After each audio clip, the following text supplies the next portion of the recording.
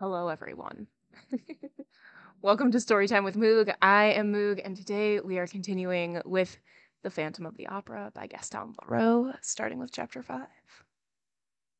But first, okay, I don't have any reading updates. I have not read anything since the last time we've chatted. Oh, that's not true. I did start reading a book, but I'm only like 5 pages in, so that doesn't count. All right.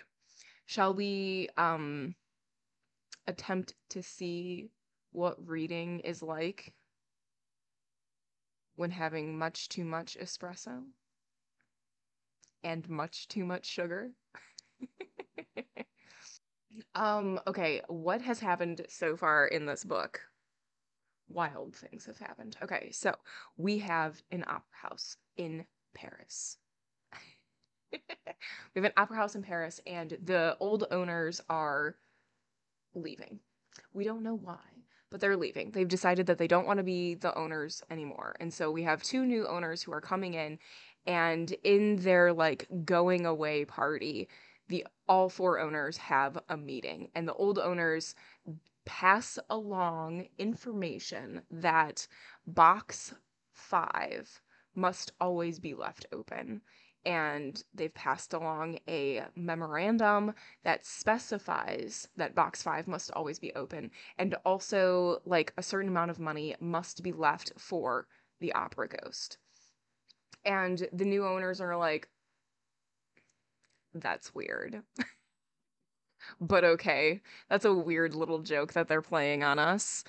And so for the first like couple shows, the box was sold just to people who wanted to sit and watch the opera in an opera box. And then the next, like, after a couple times, then it was empty. And so the opera ghost has done some writing. And so he writes to the old owners to be like, hey, the box has been sold a couple times. Did you let them know the conditions of box 5? And the old owners like indicated back to the opera ghost that, oh, we absolutely did. So the opera ghost writes to the new owners and is like, dude, you know the memorandum. You know that you shouldn't be selling the box. The first couple nights, I thought that it was just a fluke and that you didn't know how it is. And then when it was opened, I was so excited. But it's been sold again, and I know that you can't do this. Also, this is how much money you owe me. That sort of thing. And so the new owners are like, okay, well, this is still like a really weird joke. And the old owners just don't know when to stop. So they intentionally sell box 5. Or no, they leave box 5 for, the old owners, blah, blah, blah. And then they intentionally sell the box 5 to be like, no, this is weird. So they sell it. People go there. There's a disturbance in the box. And the guests who have this box are asked to leave. They are causing a ruckus. Everybody around is just really upset. 'Tis the opera ghost. 'Tis the opera ghost causing a ruckus. The new owners still don't super believe that there is an actual opera ghost. The dancers and the people who have worked at the theater for a very long time know the opera ghost. They have claimed sightings of the opera ghost. They have blamed murders, broken legs, like a bunch of weird mishaps on this ghost because it happens when things don't go the way that the ghost wants it to. So the owners are like, okay, we are going to figure this out. And that's where it ended. That was a terrible explanation. But that's where we are now. So as we're reading along and I'm like, "Oh yeah, that did happen." I'll pause and bring it back. It's fine. Okay. So, let's do it. Chapter 5. The Enchanted Violin. Christine Daaé, owing to intrigues to which I will return later, did not immediately continue her triumph at the opera. After the famous gala night, she sang once at the Duchess de Zurich's, but this was the last occasion on which she was heard in private. She refused, without plausible excuse, to appear at a charity concert to which she had promised her assistance. She acted throughout as though she were no longer the mistress of her own destiny, and as though she feared a fresh triumph. She knew that the Comte de Chagny, to please her brother, had done his best on her behalf with Monsieur Richard, and she wrote to thank him and also to ask him to cease speaking in her favor. Her reason for this curious attitude was never known. She pretended that it was due to overweening pride. Others spoke of her heavenly modesty. But people on the stage are not so modest as all that, and I think that I shall not be far from the truth if I ascribe her action simply to fear. Yes, I believe that Christine Daaé was frightened by what had happened to her. I have a letter of Christine's. It forms part of the Persians collection, relating to this period, which suggests a feeling of absolute dismay. I have talked nothing about Christine. Okay. So Christine is one of the performers in this space, and she performed at the goodbye party and just did beautifully. Like, she has never really been given a role that has showcased like her skills. And so this guy, totally forgot his name, but after the show decides that he wants to go talk to her. So he goes back to find her dressing room, because she fainted during the performance because she was so overwhelmed. And so he like goes back there to see if she's doing okay. There's a doctor there, like checking in on her, all of those things. And the guy is like, I must speak with you, Christine, in private. And Christine is like, no. And so she shoos everybody away so that she can be alone and like recover and doesn't need anybody's help. And the guy is like standing in the hallway and like hears her talking, so he like listens and he hears her and this man speaking to each other. And so of course he's like super jealous. Christine leaves and doesn't lock her door, so the guy goes into her dressing room and is like, all right, I know you're in here, but nobody's in there. He's like looking around, he looks in the closet, like nobody's hiding anywhere in there. And so he leaves. Also, there was a murder. One of the scene shifters had died. Okay. Now I think that's everything. It's okay. The book is called The Phantom of the Opera and not The Christine of the Opera. You're right. You're right. She is totally not important.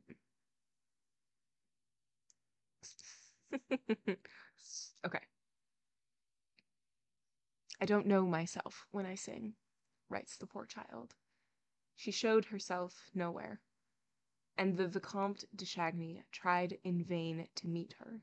He wrote to her, asking to call upon her, but despaired of receiving a reply when, one morning, she sent him the following note.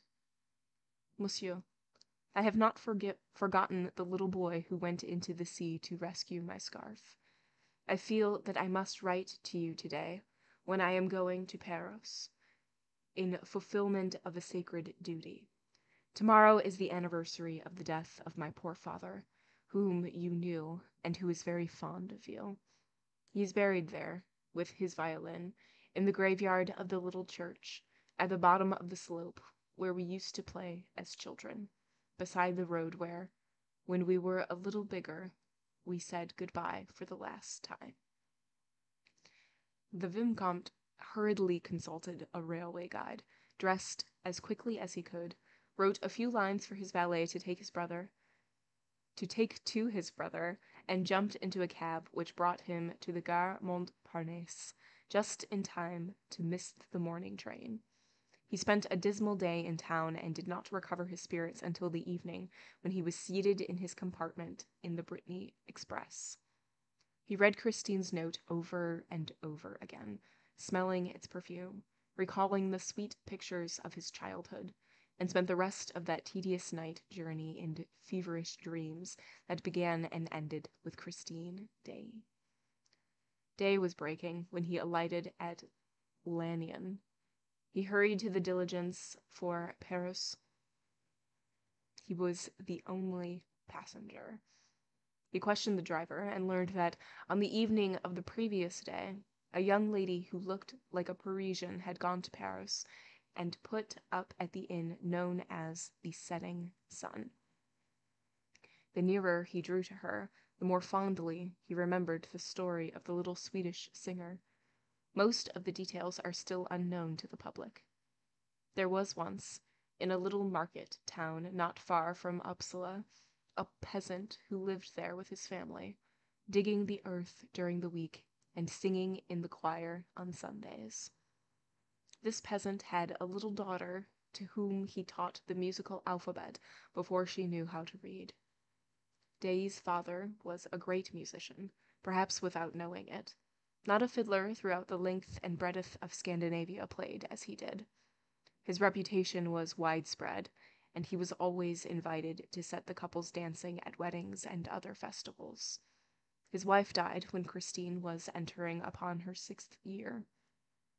Then the father, who cared only for his daughter and his music, sold his patch of ground and went to Uppsala in search of fame and fortune.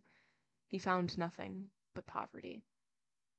He returned to the country, wandering from fair to fair, strumming his Scandinavian melodies, while his child, who never left his side, listened to him in ecstasy or sang to his playing. One day, at some sort of fair, Limby? I have no idea. There's a J involved in this word. And my pronunciations are already terrible. It's Ljimby.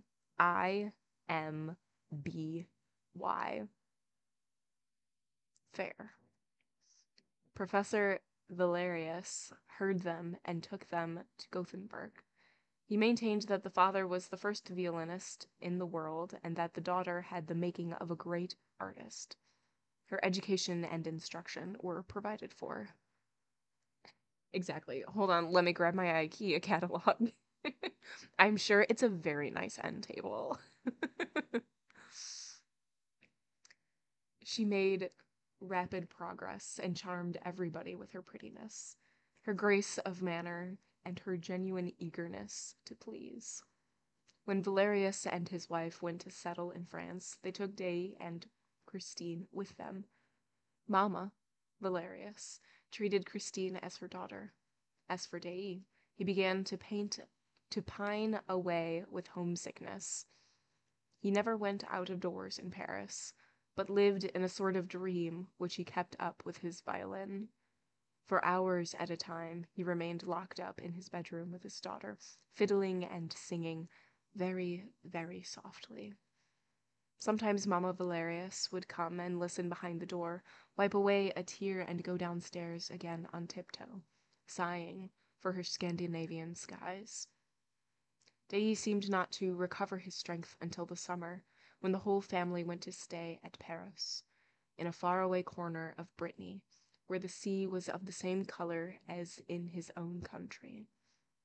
Often he would play his saddest tunes on the beach and pretend that the sea stopped its roaring to listen to them.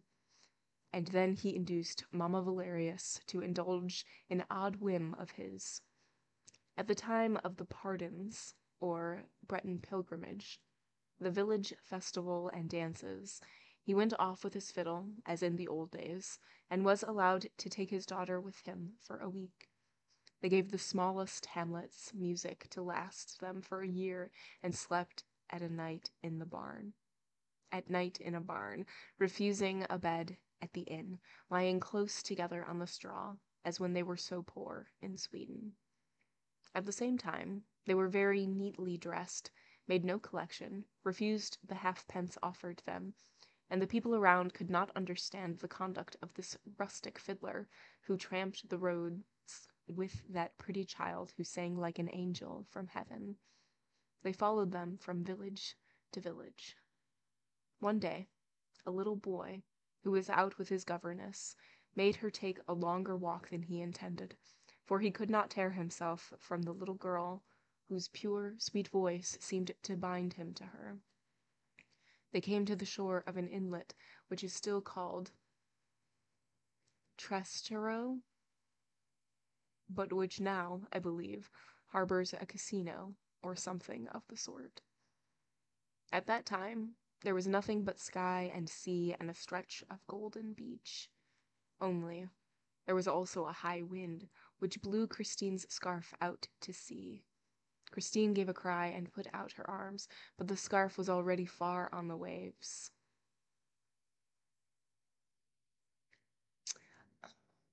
The L is silent in the fair? Okay.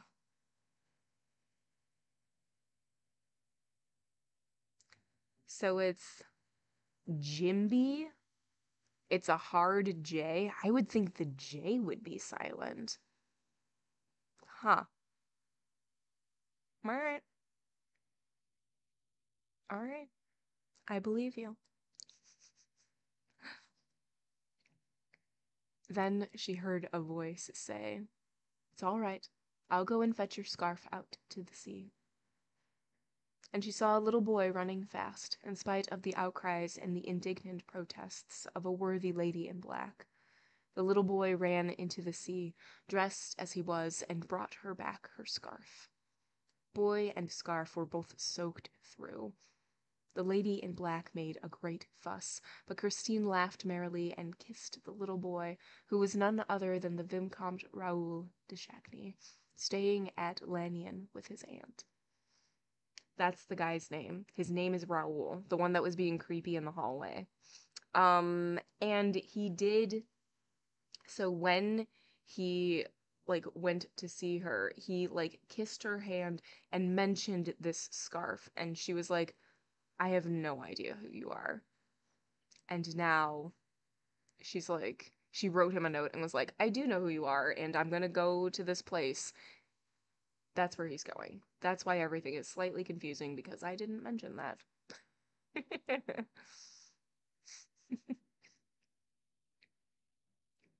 During the season, they saw each other and played together almost every day. At the aunt's request, seconded by Professor Valerius, Day consented to give the young Viscount some violin lessons. In this way, Raoul learned to love the same airs that had charmed Christine's childhood. They also both had the same calm and dreamy little cast of mind. They delighted in stories, in old Breton legends, and their favorite sport was to go and ask for them at the cottage doors, like beggar. "Ma'am," or "kind gentleman, have you a little story to tell us, please?"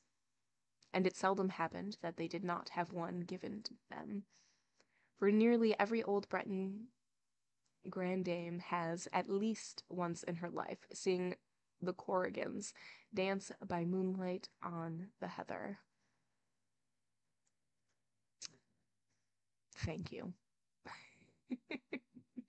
It's definitely not Viscount. Viscount.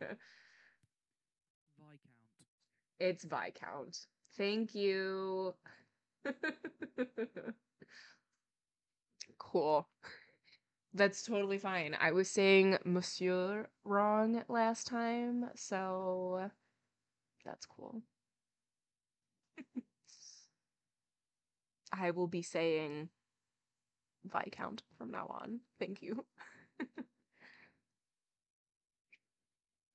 But their great treat was, in the twilight, in the great silence of the evening, after the sun had set in the sea, when Day came and sat down by them on the roadside, and, in a low voice, as though fearing lest he should frighten the ghosts whom he evoked, told them the legends of the land of the north, and, the moment he stopped, the children would ask for more.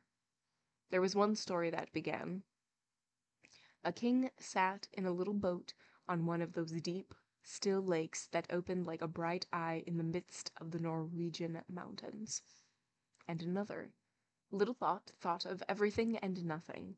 Her hair was golden as the sun's rays, and her soul as clear and blue as her eyes. She wheedled her mother, and was kind to her doll, took great care of her frock and her little red shoes and her fiddle, but most of all loved, when she went to sleep, to hear the angel of music. While the old man told this story, Raoul looked at Christine's blue eyes and golden hair, and Christine thought that Lot was very lucky to hear the angel of music when she went to sleep. The angel of music played a part in all Daddy Daaé's tales, and he maintained that every great musician, every great artist received a visit from the angel at least once in his life. Sometimes the angel leans over their cradle, as happened to Lot, and that is how there are little prodigies who play the fiddle at 6 better than men at 50, which, you must admit, is very wonderful. Sometimes the angel comes much later, because the children are naughty and won't learn their lessons or practice their scales. And sometimes he does not come at all, because the children have a bad heart or a bad conscience. No one ever sees the angel, but he is heard by those who are meant to hear him. He often comes when they least expect him, when they are sad and disheartened. Then their ears suddenly perceive celestial harmonies, a divine voice, which they remember all their lives. Persons who are visited by the angel quiver with a thrill unknown to the rest of mankind, and they cannot touch an instrument, or open their mouths to sing, without producing sounds that put all other human sounds to shame. Then people who do not know that the angel has visited those persons say they have genius. Little Christine asked her father if he had heard the angel of music, but Daddy Daaé shook his head sadly, and then his eyes lit up as he said, "You will hear him one day, my child. When I am in heaven, I will send him to you." Daddy was beginning to cough at that time. 3 years later, Raoul and Christine met again at Paros. Professor Valerius was dead, but his widow remained in France with Daddy Daaé and his daughter, who continued to play the violin and sing, wrapping in their dream of harmony their kind patroness, who seemed henceforth to live on music alone. The young man, as he now was, had come to Paros on the chance of finding them, and went straight to the house in which they used to stay. He first saw the old man, and then Christine entered, carrying the tea tray. She flushed at the sight of Raoul, who went up to her and kissed her. That is forward. She asked him a few questions, performed her duties as hostess prettily, took up the tray again, and left the room. Then she ran into the garden and took refuge on a beach, a prey to feelings that stirred her young heart for the first time. Raoul followed her, and they talked till the evening, very shyly. They were quite changed, cautious as two diplomats, and told each other things that had nothing to do with their budding sentiments. When they took leave of each other by the roadside, Raoul, pressing a kiss on Christine's trembling hand, said, "Mademoiselle, I should never forget you." And he went away regretting his words, for he knew that Christine could not be the wife of the Vicomte de Chagny. As for Christine, she tried not to think of him, and devoted herself wholly to her art. She made wonderful progress, and those who heard her prophesied that she would be the greatest singer in the world. Meanwhile, the father died, and suddenly she seemed to have lost, with him, her voice, her soul, and her genius. She retained just, but only just, enough of this to enter the conservatoire, where she did not distinguish herself at all, attending the classes without enthusiasm, and taking a prize only to please old Mamma Valerius, with whom she continued to live. The first time that Raoul saw Christine at the opera, he was charmed by the girl's beauty, and by the sweet images of the past which it evoked, but was rather surprised at the negative side of her art. He returned to listen to her. He followed her in the wings. He waited for her behind a Jacob's ladder. He tried to attract her attention. More than once he walked over to her. Nope. More than once he walked after her to the door of her box, but she did not see him. She seemed, for that matter, to see nobody. She was all indifference. Raoul suffered, for she was very beautiful, and he was shy, and dared not confess his love, even to himself. And then came the lightning flash of the gala performance. The heavens torn asunder, and an angel's voice heard upon earth for the delight of mankind and the utter capture of his heart. And then there was that man's voice behind the door. You must love me. And no one in the room.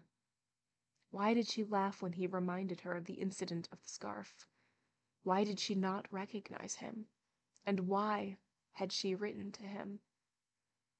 Paris was reached at last. Raoul walked into the smoky sitting room of the setting sun, and at once saw Christine standing before him, smiling and showing no astonishment. "So you have come," she said. "I felt that I should find you here when I came back from Mass. Someone told me so at the church." "Who?" asked Raoul, taking her little hand in his. "Why, my poor father, who is dead." There was silence, and then Raoul asked, "Did your father tell you that I love you, Christine, and that I cannot live without you?" Christine blushed to the eyes and turned away her head. In a trembling voice she said, "Me? You are dreaming, my friend." And she burst out laughing, to put herself in countenance. "Don't laugh, Christine. Christine. Don't laugh, Christine. I am quite serious," Raoul answered. And she replied gravely, "I did not make you come to tell me such things as that." "You made me come, Christine. You knew that your letter would not leave me indignant, and that I should hasten to Paris. How can you have thought that, if you did not think I loved you?"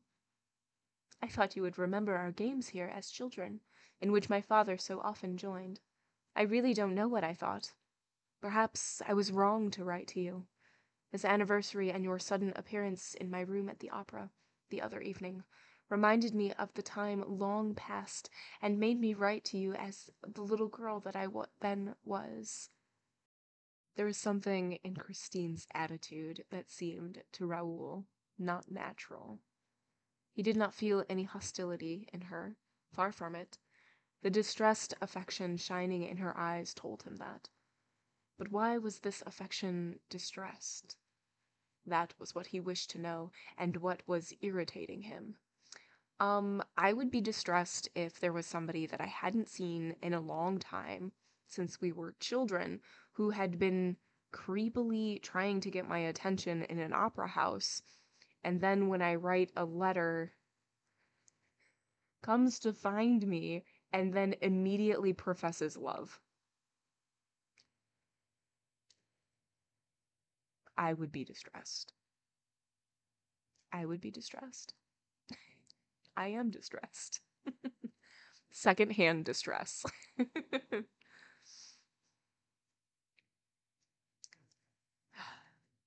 When you saw me in your dressing room, was that the first time you noticed me, Christine?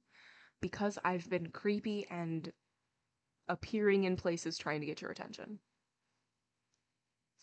She was incapable of lying. "No," she said. "I had seen you several times in your brother's box, and also on the stage." "I thought so," said Raoul, compressing his lips. "But then why? When you saw me in your room at your feet, reminding you that I had rescued your scarf from the sea, why did you answer as though you did not know me? And also, why did you laugh?" The tone of these questions was so rough that Christine stared at Raoul without replying. The young man himself was aghast at the sudden quarrel which he had dared to raise at the very moment when he had resolved to speak words of gentleness, love, and submission to Christine. A husband, a lover with all rights, would talk no differently to a wife, a mistress who had offended him. But he had gone too far, and saw no other way out of the ridiculous position than to behave odiously. "You don't answer," he said angrily and unhappily. "Okay, Raoul needs to chill out." "Well, I will answer for you. It was because there was someone in the room who was in your way, Christine. Someone that you did not wish to know that you could be interested in anyone else." "If anyone was in my way, my friend," Christine broke in coldly, "if anyone was in my way that evening, it was yourself, since I told you to leave the room." "Yes, so that you might remain with the other." "What are you saying, monsieur?" said the girl excitedly. "And to what other do you refer?" "To the man to whom you said I sing only for you. Tonight I gave you my soul, and I am dead." Christine seized Raoul's arm and clutched it with the strength which no one would have suspected in so frail a creature. "Then you were listening behind the door?" "Yes, because I love you, and I heard everything." "You heard what?" And the young girl, becoming strangely calm, released Raoul's arm. "He said to you, 'Christine, you must love me.'" At these words, a deathly pallor spread over Christine's face. Dark rings formed round her eyes. She staggered, and seemed on the point of swooning. Raoul darted forward, with arms outstretched, but Christine had overcome her passing faintness, and said in a low voice, Go on, tell me what you heard." At another loss to understand, Raoul answered, "I heard him reply, when you said you had given him your soul, 'Your soul is a beautiful thing, child, and I thank you. No emperor ever received so fair a gift. The angels wept tonight.'" Christine carried her hand to her heart, a prey to indescribable emotion. Her eyes stared before her like a madwoman's. Raoul was terror-stricken. But suddenly Christine's eyes moistened, and two great tears trickled, like two pearls, down her ivory cheek. "Christine!" "Raoul!" The young man tried to take her in his arms, but she escaped and fled in great disorder. While Christine remained locked in her room, Raoul was at his wits' end what to do. He refused to breakfast. He was terribly concerned and bitterly grieved to see the hours, which he had hoped to find so sweet, slip past without the presence of the young Swedish girl. Why did she not come to roam with him through the country where they had so many memories in common? He heard that she had had a mass said. What? He heard that she had had a mass said that morning for the repose of her father's soul, and spent a long time praying in the little church and on the fiddler's tomb. Then, as she seemed to have nothing more to do at Paris, and, in fact, was doing nothing there, why did she not go back to Paris at once? Raoul walked away dejectedly to the graveyard in which the church stood, and was indeed alone among the tombs, reading the inscriptions. But when he turned behind the apes, apes, I don't know. Apes. Okay. Thank you, Nightbot. A reliquary, or case in which the relics of saints were kept. There we go. Okay. But when he turned behind the apes, he was suddenly struck by the dazzling note of the flowers that straggled over the white ground. They were marvelous red roses that had blossomed in the morning, in the snow, giving a glimpse of life among the dead, for death was all around him. It also, like the flowers, issued back from the ground, which had flung back a number of its corpses. Skeletons and skulls by the hundreds were heaped against the wall of the church, held in position by a wire that left the whole gruesome stack visible. Dead men's bones, arranged in rows like bricks to form the first course upon which the walls of the sacristy had been built.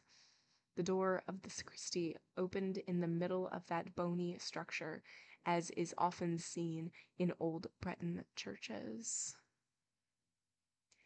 Raoul said a prayer for Daaé, and then, painfully impressed by all those eternal smiles on the mouths of skulls, he climbed the slope and sat down on the edge of the heath overlooking the sea.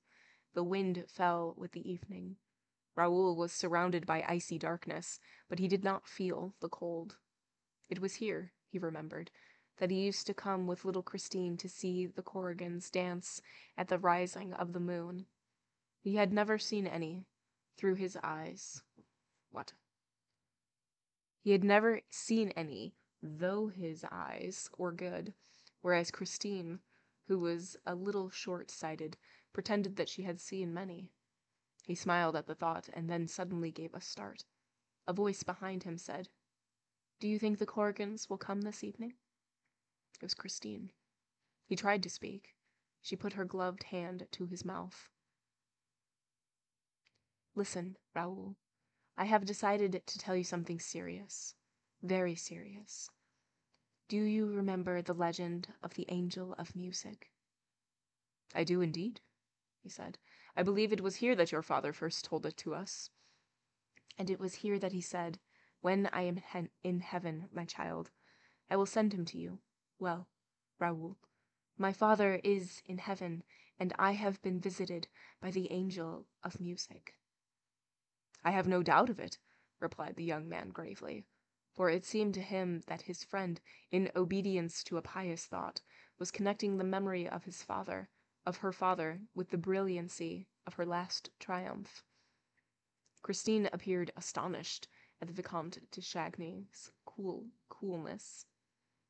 "How do you understand it?"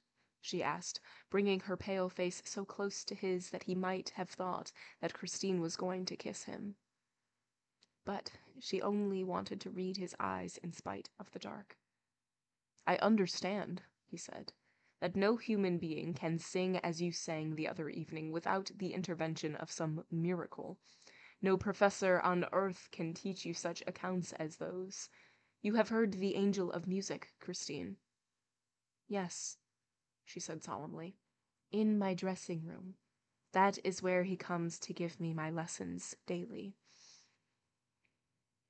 "In your dressing room," he echoed stupidly. "Yes, that is where I have heard him. And I have not been the only one to hear him." "Who else heard him, Christine?" "You, my friend." "I heard the Angel of Music." "Yes, the other evening it was he who was talking when you were listening behind the door. It was he who said you must love me. But I then thought that I was the only one to hear his voice. Imagine my astonishment when you told me this morning that you could hear him too." Raoul burst out laughing. The first rays of the moon came and shrouded the two young people in their light. Christine turned on Raoul with a hostile air. Her eyes, usually so gentle, flashed fire. "What are you laughing at? You think you heard a man's voice, I suppose." "Well," replied the young man, whose ideas began to grow confused in the face of Christine's determined attitude. "It's you, Raoul, who say that. You, an old playfellow of my own, a friend of my father's. But you have changed since those days. What are you thinking of? I am an honest girl, Monsieur le Vicomte de Chagny, and I don't lock myself up in my dressing room with men's voices. If you had opened the door, you would have seen that there was nobody in the room." "That's true, I did open the door when you were gone, and I found no one in the room. So you see." "Well?" The Viscount summoned up all his courage. "Well, Christine, I think that somebody is making game of you." She gave a cry and ran away. He ran after her, but in a tone of fierce anger she called out, "Leave me! Leave me!" And she disappeared. Absolutely a creep, yes. Raoul returned to the inn feeling very weary, very low-spirited, and very sad. He was told that Christine had gone to her bedroom, saying that she would not be down for dinner. Raoul dined alone, in a very gloomy mood. Then he went to his room and tried to read, went to bed and tried to sleep. There was no sound in the next room. The hours passed slowly. It was about 11:30 when he distinctly heard someone moving, with a light, stealthy step, in the room next to his. Then Christine had not gone to bed. Without troubling for a reason, Raoul dressed, taking care not to make a sound, and waited. Waited for what? How could he tell? But his heart thumped in his chest when he heard Christine's door turn slowly on its hinges.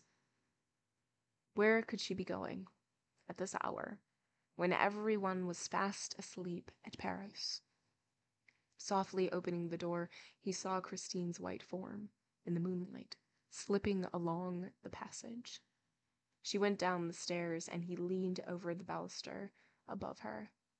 Suddenly, he heard two voices in rapid conversation. He caught one sentence. "Don't lose the key." It was the landlady's voice. The door facing the sea was opened and locked again. Then all was still. Raoul ran back to his room and threw back the window. Christine's white form stood on the deserted quay. The first floor of the setting sun was at no great height, and a tree growing against the wall held out its branches to Raoul's impatient arms and enabled him to climb down unknown to the landlady.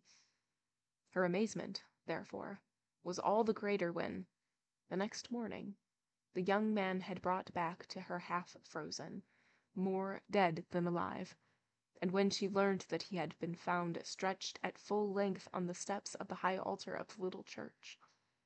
She ran at once to tell Christine, who hurried down and, with the help of the landlady, did her best to revive him. He soon opened his eyes, and was not long in recovering when he saw his friend's charming face leaning over him. What? So he snuck out also to find Christine and then was almost frozen on the church steps. What are you doing, Raoul? What are you doing? A few weeks later, when the tragedy at the opera compelled the intervention of the public prosecutor, Monsieur Mifroid, the commissary of police, examined the Vicomte de Chagny touching the events of the night at Paris. I quote the questions and answers as given in the official report, page 150. Question: did Mademoiselle D not see you come down from your room by the curious road which you selected? Response: no, monsieur, no. Although when walking behind her I took no pains to deaden the sound of my footsteps. In fact, I was anxious that she should turn around and see me. I realized that I had no excuse for following her, and that this way of spying on her was unworthy of me. But she seemed not to hear me, and acted exactly as though I were not there. She quietly left the quay, and then suddenly walked quickly up the road. The church clock had struck 11:45, and I thought that this must have made her hurry, for she began almost to run, and continued hastening until she came to the church. Question: was the gate open? Response: yes, monsieur, and this surprised me, but did not seem to surprise mademoiselle. Question: was there no one in the churchyard? Response: I did not see anyone, and if there had been, I must have seen him. The moon was shining on the snow and made the night quite light. Question: was it possible for anyone to hide behind the tombstones? Response: no, monsieur. They were quite small, poor tombstones, partly hidden under the snow, with their crosses just above the level of the ground. The only shadows were those of the crosses and ourselves. The church stood out quite brightly. I never saw so clear a night. It was very fine and very cold, and one could see everything. Question. Are you at all superstitious? Response. No, monsieur. I am a practicing Catholic. Question. In what condition of mind were you? Response. Very healthy and peaceful, I assure you, mademoiselle. Mademoiselle's curious action is going out at that hour had me worried at first, but as soon as I saw her go to the churchyard, I thought that she meant to fulfill some pious duty on her father's grave, and I considered this so natural that I recovered all my calmness. I was only surprised that she had not heard me walking behind her, for my footsteps were quite audible on the hard snow. But she must have been taken up with her intentions, and I resolved not to disturb her. She knelt down by her father's grave, made the sign of the cross, and began to pray. At that moment it struck midnight. At the last stroke I saw Mademoiselle lift her eyes to the sky and stretch out her arms as though in ecstasy. I was wondering what the reason could be, when I myself raised my head and everything within me seemed drawn toward the invisible, which was playing the most perfect music. Christine and I knew that music. We had heard it as children, but it had never been executed with such divine art, even by Monsieur Daaé. I remembered all that Christine had told me of the angel of music. The air was the resurrection of Lazarus, which old Monsieur used to play to us in his hours of melancholy and of faith. If Christine's angel had existed, he could not have played better that night on the late musician's violin. When the music stopped, I seemed to hear a noise from the skulls in the heap of bones. It was as though they were chuckling, and I could not help shuddering. Question. Did it not occur to you that the musician might be hiding behind that very heap of bones? Response. It was the one thought that did occur to me, monsieur, so much that I omitted to follow Mademoiselle Daaé when she stood up and walked slowly to the gate. She was so much absorbed just then that I am not surprised that she did not see me. Question. Then what happened that you were found in the morning lying half dead on the steps of the high altar? Response. First, a skull rolled to my feet. Then another. Then another. It was as if I were the mark of that ghastly game of bowls, and I had an idea that a false step might have destroyed the balance of the structure behind which our musician was concealed. This surmise seemed to be confirmed when I saw a shadow suddenly glide across the sacristy wall. I ran up. The shadow had already pushed open the door and entered the church, but I was quicker than the shadow and caught hold of a corner of its cloak. At that moment, we were just in front of the high altar, and the moonbeams fell straight upon us through the stained glass windows of the apse. There we go. As I did not let go of the cloak, the shadow turned around, and I saw a terrible death's head, which darted a look at me from a pair of scorching eyes. I felt as if I were face to face with Satan, and in the presence of this unearthly apparition, my heart gave way, my courage failed me, and I remember nothing more until I recovered consciousness at the setting sun. End of chapter 5. Okay, so this chapter had a lot of things. It had a lot of backstory, which I appreciate.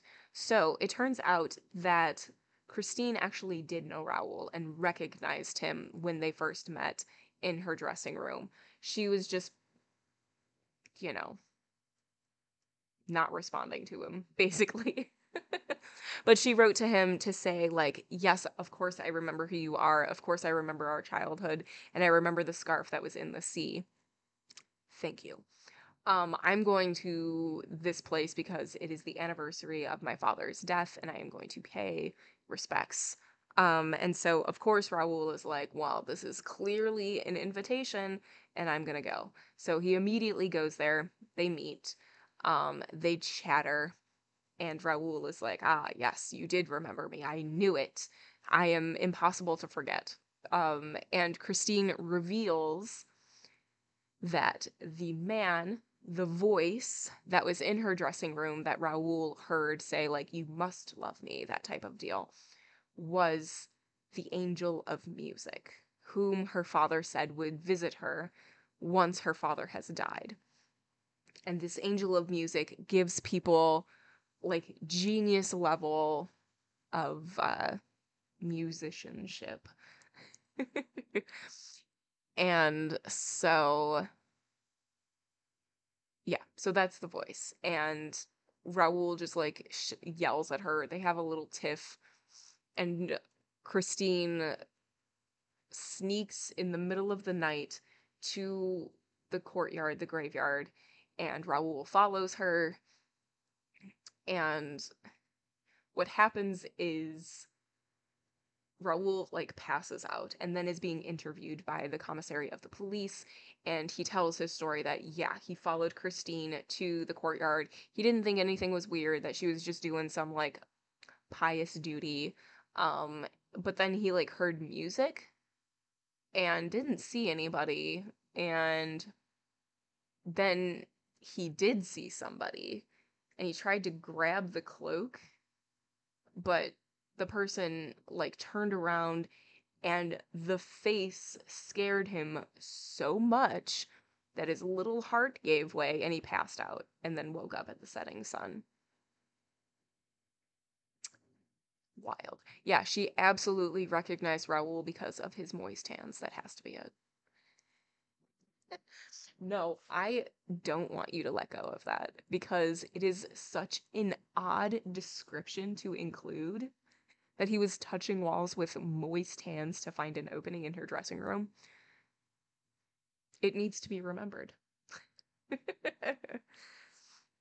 It absolutely needs to be remembered. And that's where we are with chapter 5. Okay. All right. Chapter 6. A visit to box 5. We left Monsieur Firmin, Richard, and Monsieur Armand Moncharmin at the moment when they were deciding to look into that little matter of box 5. These are the names of the two new owners. Leaving behind them the broad staircase which leads from the lobby outside the manager's office to the stage and its dependencies. They crossed the stage, went out by the subscriber's door, and entered the house through the first little passage on the left. Then they made their way through the front rows of stalls and looked at box 5 on the grand tier. They could not see it well, because it was half in darkness, and because great covers were flung over the red velvet of the ledges of all boxes. They were almost alone in the huge box. Oh, they were almost alone in the huge, gloomy house, and a great silence surrounded them. It was the time when most of the stage hands go out for a drink. The staff had left the boards for the moment, leaving a scene half set. A few rays of light, a wan, sinister light, that seemed to have been stolen from an expiring luminary, fell through some opening or other upon an old tower that raised its pasteboard battlements on the stage. Everything, in this deceptive light, adopted a fantastic shape. In the orchestra stalls, the drugget covering them looked as an angry sea, whose glaucous waves had been suddenly rendered stationary by a secret order from the storm phantom, who, as everybody knows, is called Adamastor. Everybody knows this. Messieurs Moncharmin and Richard were the shipwrecked mariners amid this motionless turmoil of a calico sea. They made for the left boxes, plowing their way like sailors who leave their ship and try to struggle to the shore. The 8 great polished columns stood up in the dusk like so many huge piles supporting the threatening, crumbling, big-bellied cliffs whose layers were represented by the circular, parallel, waving lines of the balconies of the grand, first and second tiers of boxes. At the top, right on top of the cliff, lost in Monsieur's Lenepvenu. It doesn't help. So, we all know that I struggle with names. And it doesn't help when the name is divided between multiple lines. I'm just saying that. I am not excusing my inability to pronounce names. I'm just explaining.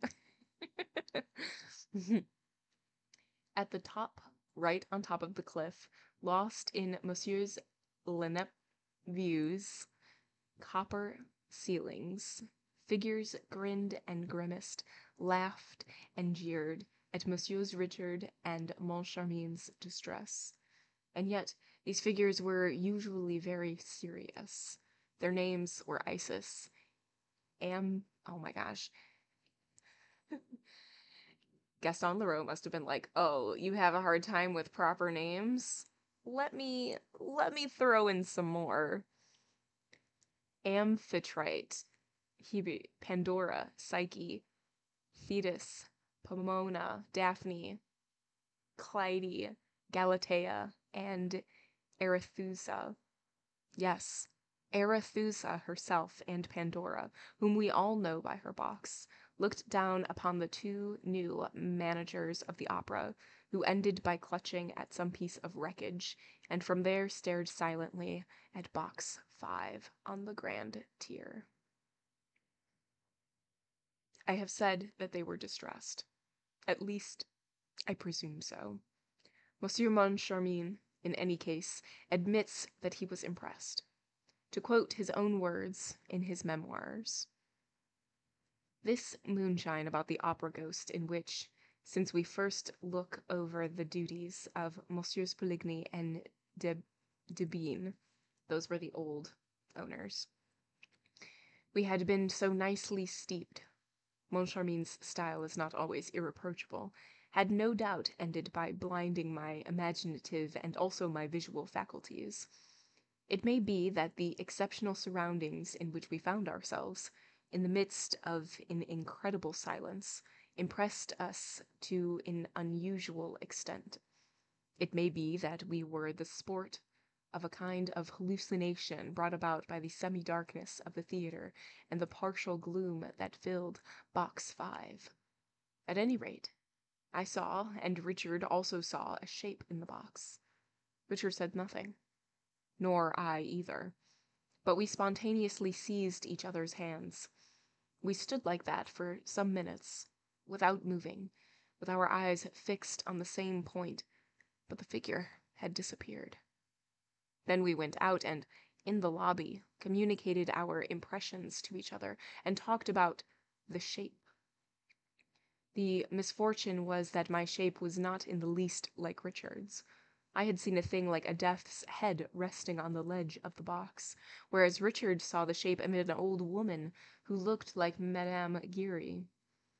We soon discovered that we had really been the victims of an illusion, whereupon, without further delay and laughing like madmen, we ran to box 5 on the grand tier, went inside, and found no shape of any kind.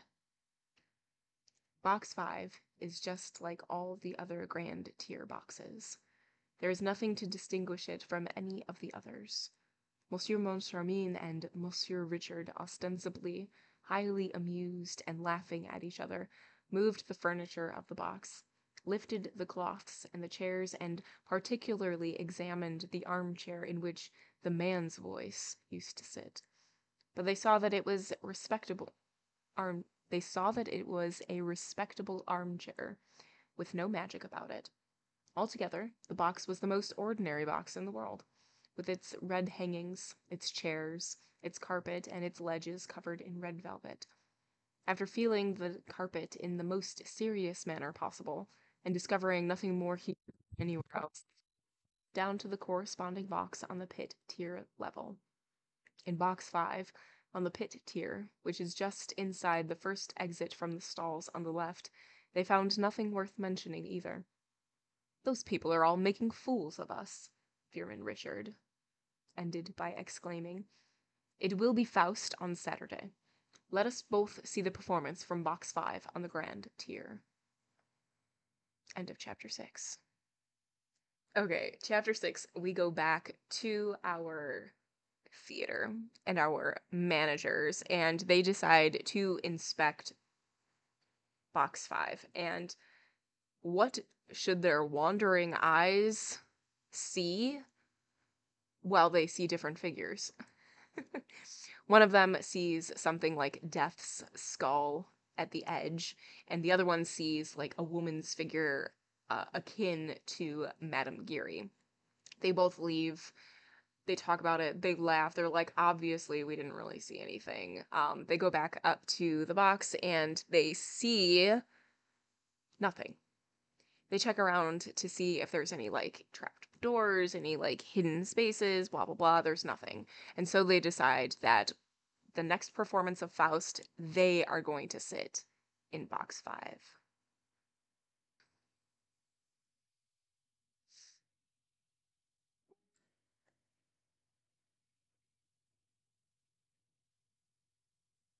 Chapter 7.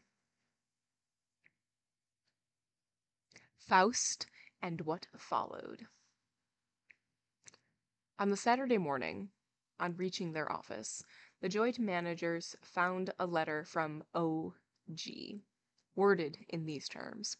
O.G., original gangster, also opera ghost. My dear managers, so it is to be war between us. If you still care for peace, here is my ultimatum. It consists of the 4 following conditions. 1. You must give me back my private box, and I wish it to be at my free disposal from henceforward. 2. The part of Margarita shall be sung this evening by Christine Daaé. Never mind about Carlotta. She will be ill.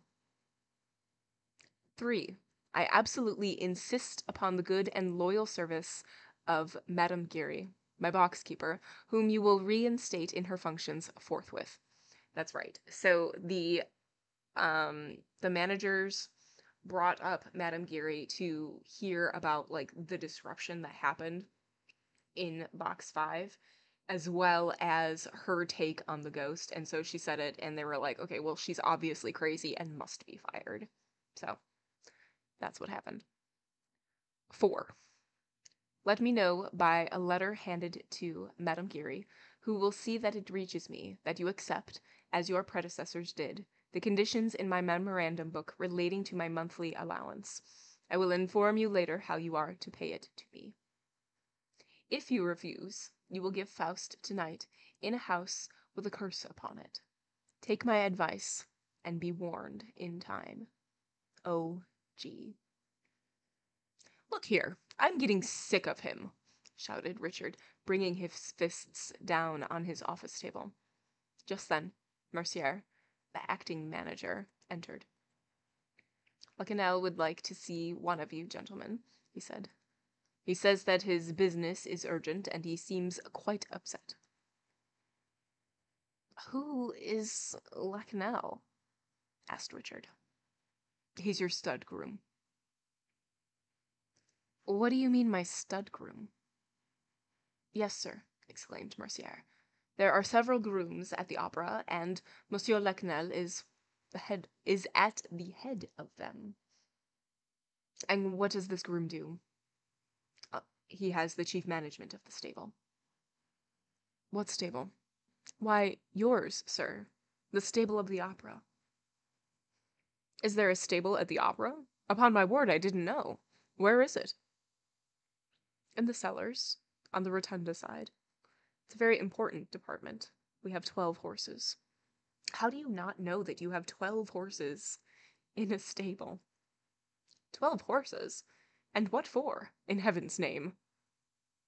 Why, we want trained horses for the processions in the profeta.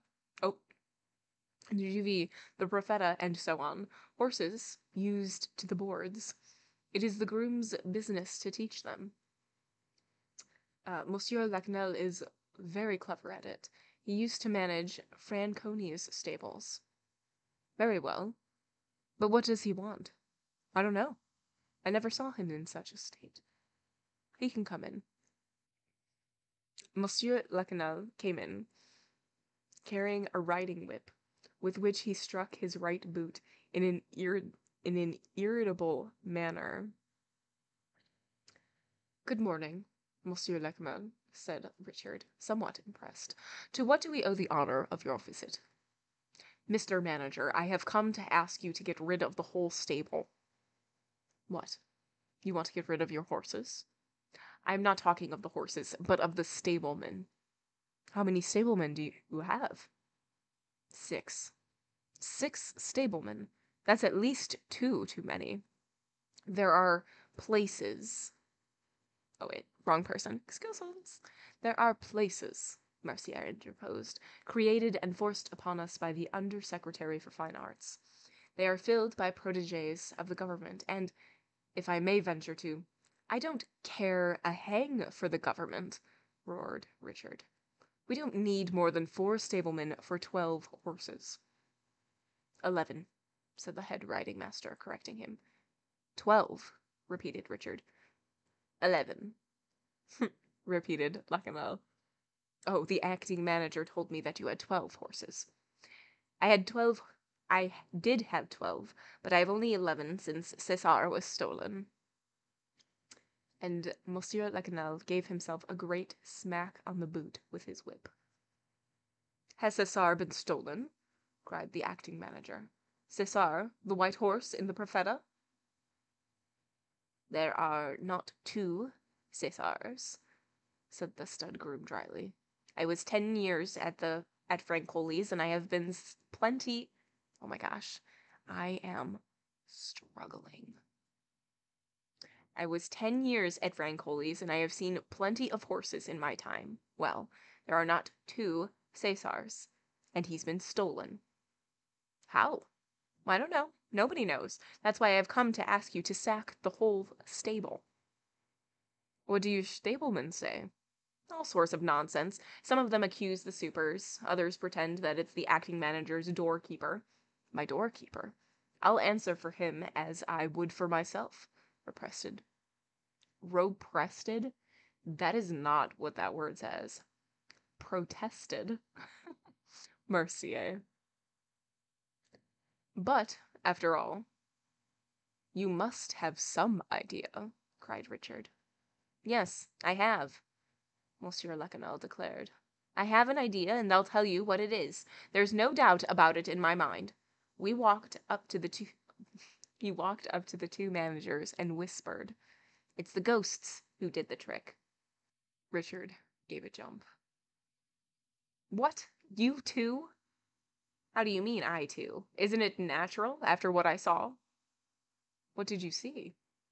I saw, as clearly as I see you, a black shadow riding a white horse that was as like César as 2 peas. And did you run after them? I did, and I shouted, but they were too fast for me and disappeared in the darkness of the underground gallery. Monsieur Richard rose. That will do, Monsieur Lachenal. You can go. We will lodge a complaint against the ghost. And sack my stable? Oh, of course. Good morning. Monsieur Lachenal bowed and withdrew. Richard foamed at the mouth. Settle that idiot's account at once, please. He is a friend of the government's representatives, Mercier ventured to say. And he takes his vermouth at Tartoni's with Scholl and Pertuiset, the lion hunter, added Moncharmin. We shall have the whole press against us. He'll tell the story of the ghost, and everybody will be laughing at our expense. We may as well be dead as ridiculous. All right, Say no more about it." At that moment, the door opened. It must have been deserted by its usual Cerberus, for Madame Giry entered without ceremony, holding a letter in her hand, and said hurriedly, I beg your pardon. Excuse me, gentlemen, but I had a letter this morning from the opera ghost. He told me to come to you, that you had something to—" She did not complete the sentence. She saw Fearman Richard's face, and it was a terrible sight. He seemed ready to burst. He said nothing. He could not speak. Suddenly he acted. First, his left arm seized upon the quaint person of Madame Giry, and made her describe so unexpected a semicircle that she uttered a despairing cry. Next, his right foot imprinted its sole on the black taffeta of a skirt, which certainly had never before undergone a similar outrage in a similar place. The thing happened so quickly that Madame Giry, when in the passage, was still quite bewildered and seemed not to understand. But suddenly she understood, and the opera rang with her indignant yells, her violent protests and threats. About the same time, Carlotta, who had a small house of her own in the Rue du Faubourg Saint-Honoré, rang for her maid, who brought her letters to her bed. Among them was an anonymous missive, written in red ink, in a hesitating, clumsy hand. I wonder who that could be. Which ran, "If you appear tonight, you must be prepared for a great misfortune at the moment when you open your mouth to sing. A misfortune worse than death." The letter took away Carlotta's appetite for breakfast. She pushed back her chocolate, sat up in bed, and thought hard. It was not the first letter of the kind which she had received, but she never had one couched in such threatening terms. She thought herself, at that time, the victim of 1,000 jealous attempts, and went about saying that she had a secret enemy who had sworn to ruin her. She pretended that a wicked plot was being hatched against her, a cabal which would come to a head one of those days. But she added that she was not the woman to be intimidated. The truth is, if there was a cabal, it was led by Carlotta herself against poor Christine, who had no suspicion of it. Carlotta had never forgiven Christine for the triumph which she had achieved when taking her place at a moment's notice. When Carlotta heard of the astounding reception bestowed upon her understudy, she was at once cured of an incipient attack of bronchitis and a bad fit of sulking against the management, and lost the slightest inclination to shirk her duties. From that time, she worked with all her might to smother her rival, enlisting the services of influential friends to persuade the managers not to give Christine an opportunity for a fresh triumph. Certain newspapers, which had begun to extol the talent of Christine, now interested themselves only in the fame of Carlotta.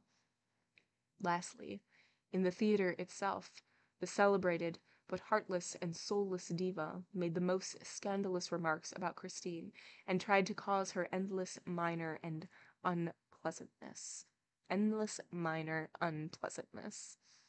When Carlotta had finished thinking over the threat contained in the strange letter, she got up. "We shall see," she said, adding a few oaths in her native Spanish with a very determined air. The first thing she saw, when looking out of her window, was a hearse. What an omen! She was very superstitious, and the hearse and the letter convinced her that she was running the most serious dangers that evening. She collected all her supporters, told them that she was threatened at that evening's performance with a plot organized by Christine Daaé, and declared that they must play a trick upon that chit by filling the house with her, Carlotta's, admirers. She had no lack of them, had she? She relied upon them to hold themselves prepared for any eventuality, and to silence the adversaries if, as she feared, they created a disturbance. Monsieur Richard's private secretary called to ask after the diva's health, and returned with the assurance that she was perfectly well, and that, were she dying, she would sing the part of Margarita that evening. The secretary urged her, in his chief's name, to commit no imprudence, to stay at home all day, and to be careful of draughts. And Carlotta could not help, after she had gone, comparing this unusual and unexpected advice with the threats contained in the letter. It was 5 o'clock when the post brought a second anonymous letter in the same hand as the first. It was short, and said simply, "You have a bad cold. If you are wise, you will see that it is madness to try to sing tonight." Carlotta sneered, shrugged her handsome shoulders, and sang 2 or 3 notes to reassure herself. Her friends were faithful to their promise. They were all at the opera that night, but looked round in vain for the fierce conspirators whom they were instructed to suppress. The only unusual thing was the presence of Monsieur Richard and Monsieur Moncharmin in box 5. Carlotta's friends thought that, perhaps, the managers had wind, on their side, of the proposed disturbance, that they had determined to be in the house so as to stop it then and there. But this was unjustifiable supposition, as the reader knows. Monsieur Richard and Monsieur Moncharmin were thinking of nothing but their ghost. Vain, in vain do I call, through my vigil weary, on creation and its Lord. Never reply will break the silence dreary, no sign, no single word. The famous baritone, Carolus Fanta, had hardly finished Dr. Faust's first appeal to the powers of darkness, when Monsieur Firmin Richard, who was sitting in the ghost's own chair, the front chair on the right, leaned over to his partner and asked him chaffingly, "Well, has the ghost whispered a word in your ear yet?" "Wait, don't be in such a hurry," replied Monsieur Armand Moncharmin, in the same tone. "The performance has only begun, and you know that the ghost does not usually come until the middle of the first act." The first act passed without incident, which did not surprise Carlotta's friends, because Margarita does not sing in this act. As for the managers, they looked at each other when the curtain fell. "That's one," said Moncharmin. "Yes, the ghost is late," said Richard. "It's not a bad house," said Moncharmin, "for a house with a curse on it." Monsieur Richard smiled and pointed to a fat, rather vulgar woman, dressed in black, sitting in a stall in the middle of the auditorium with a man in a broadcloth frock coat on either side of her. "Who on earth are those?" asked Moncharmin. "Those, my dear fellow, are my concierge, her husband, and her brother." "Did you give them their tickets?" "I did. My concierge has never been to the opera. This is the first time, and as she is now going to come every night, I wanted her to have a good seat, before spending her time showing other people to theirs." Moncharmin asked what he meant, and Richard answered that he had persuaded his concierge, in whom he had the greatest confidence, to come and take Madame Giry's place. Yes, he would like to see if, with that woman instead of the old lunatic, box 5 would continue to astonish the natives. "By the way," said Moncharmin, "you know that Mother Giry is going to lodge a complaint against you." "With whom? The ghost?" The ghost. Moncharmin had almost forgotten him. However, that mysterious person did nothing to bring himself to the memory of the managers, and they were just saying so to each other for the second time, when the door of the box suddenly opened to admit the startled stage manager. "What's the matter?" they both asked, amazed at seeing him there at such a time. "It seems there's a plot. What does it seem?" "It seems there's a plot got up by Christine Daaé's friends against Carlotta. Carlotta's furious." "What on earth?" said Richard, knitting his brows. But the curtain rose on the Kermesse scene, and Richard made a sign to the stage manager to go away. When the two were alone again, Moncharmin leaned over to Richard. "Then Daaé has friends?" he asked. "Yes, she has." "Whom?" Richard glanced across at a box on the grand tier containing no one but two men. "The Comte Chagny?" "Yes, he spoke to me in her favor, with such warmth that, if I had not known him to be Sorelli's friend—" "Really? Really?" said Moncharmin. "And who is that pale young man beside him?" "That's his brother, the Viscount." "He ought to be in his bed. He looks ill." The stage rang with the happy song. Red or white liquor, coarse or fine, what can it matter? So we have wine. Students, citizens, soldiers, girls, and matrons whirled light-heartedly before the inn with the figure of Bacchus for a sign. Sibyl made her entrance. Christine Daaé looked charming in her boy's clothes, and Carlotta's partisans expected to hear her greeted with an ovation which would have enlightened them as to the intentions of her friends. But nothing happened. On the other hand, when Margarita crossed the stage and sang the only two lines allotted her in this second act, "No, my lord, not a lady am I, nor yet a beauty, and do not need an arm to help me on my way," Carlotta was received with enthusiastic applause. It was so unexpected and so uncalled for that those who knew nothing about the rumors looked at one another and asked what was happening. And this act also was finished without incident.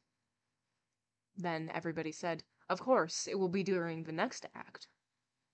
Some, who seemed to be better informed than the rest, declared that the row would begin with the ballad of the King of Thule, and rushed to the subscribers' entrance to warn Carlotta. The managers left the box during the entr'acte to find out more about the cabal of which the stage manager had spoken. But they soon returned to their seats, shrugging their shoulders and treating the whole affair as silly. The first thing they saw, on entering the box, was a box of English sweets on the little shelf of the ledge. Who had put it there? They asked the box keepers, but none of them knew. Then they went back to the shelf and, next to the box of sweets, found an opera glass. They looked at each other. They had no inclination to laugh. All that Madame Giry had told them returned to their memory. And then, they seemed to feel a curious sort of draught around them. They sat down in silence. The scene represented Margarita's garden. Gentle flowers in the dew, be message from me. As she sang those first two lines, with her bunch of roses and lilacs in her hand, Christine, raising her head, saw the Vicomte de Chagny in his box, and from that moment her voice seemed less sure, less crystal clear than usual.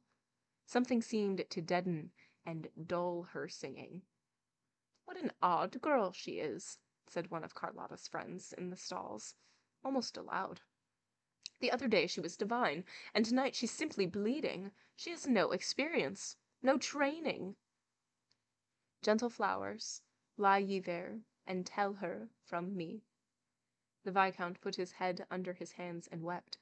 The Count, behind him, viciously gnawed his mustache, shrugged his shoulders, and frowned. For him, usually so cold and correct, to betray his inner feelings like that, by outward signs, the Count must be very angry. He was. He had seen his brother return from a rapid and mysterious journey in an alarming state of health. The explanation that followed was unsatisfactory, and the Count asked Christine Daaé for an appointment. She had the audacity to reply that she could not see either him or her brother, or his brother.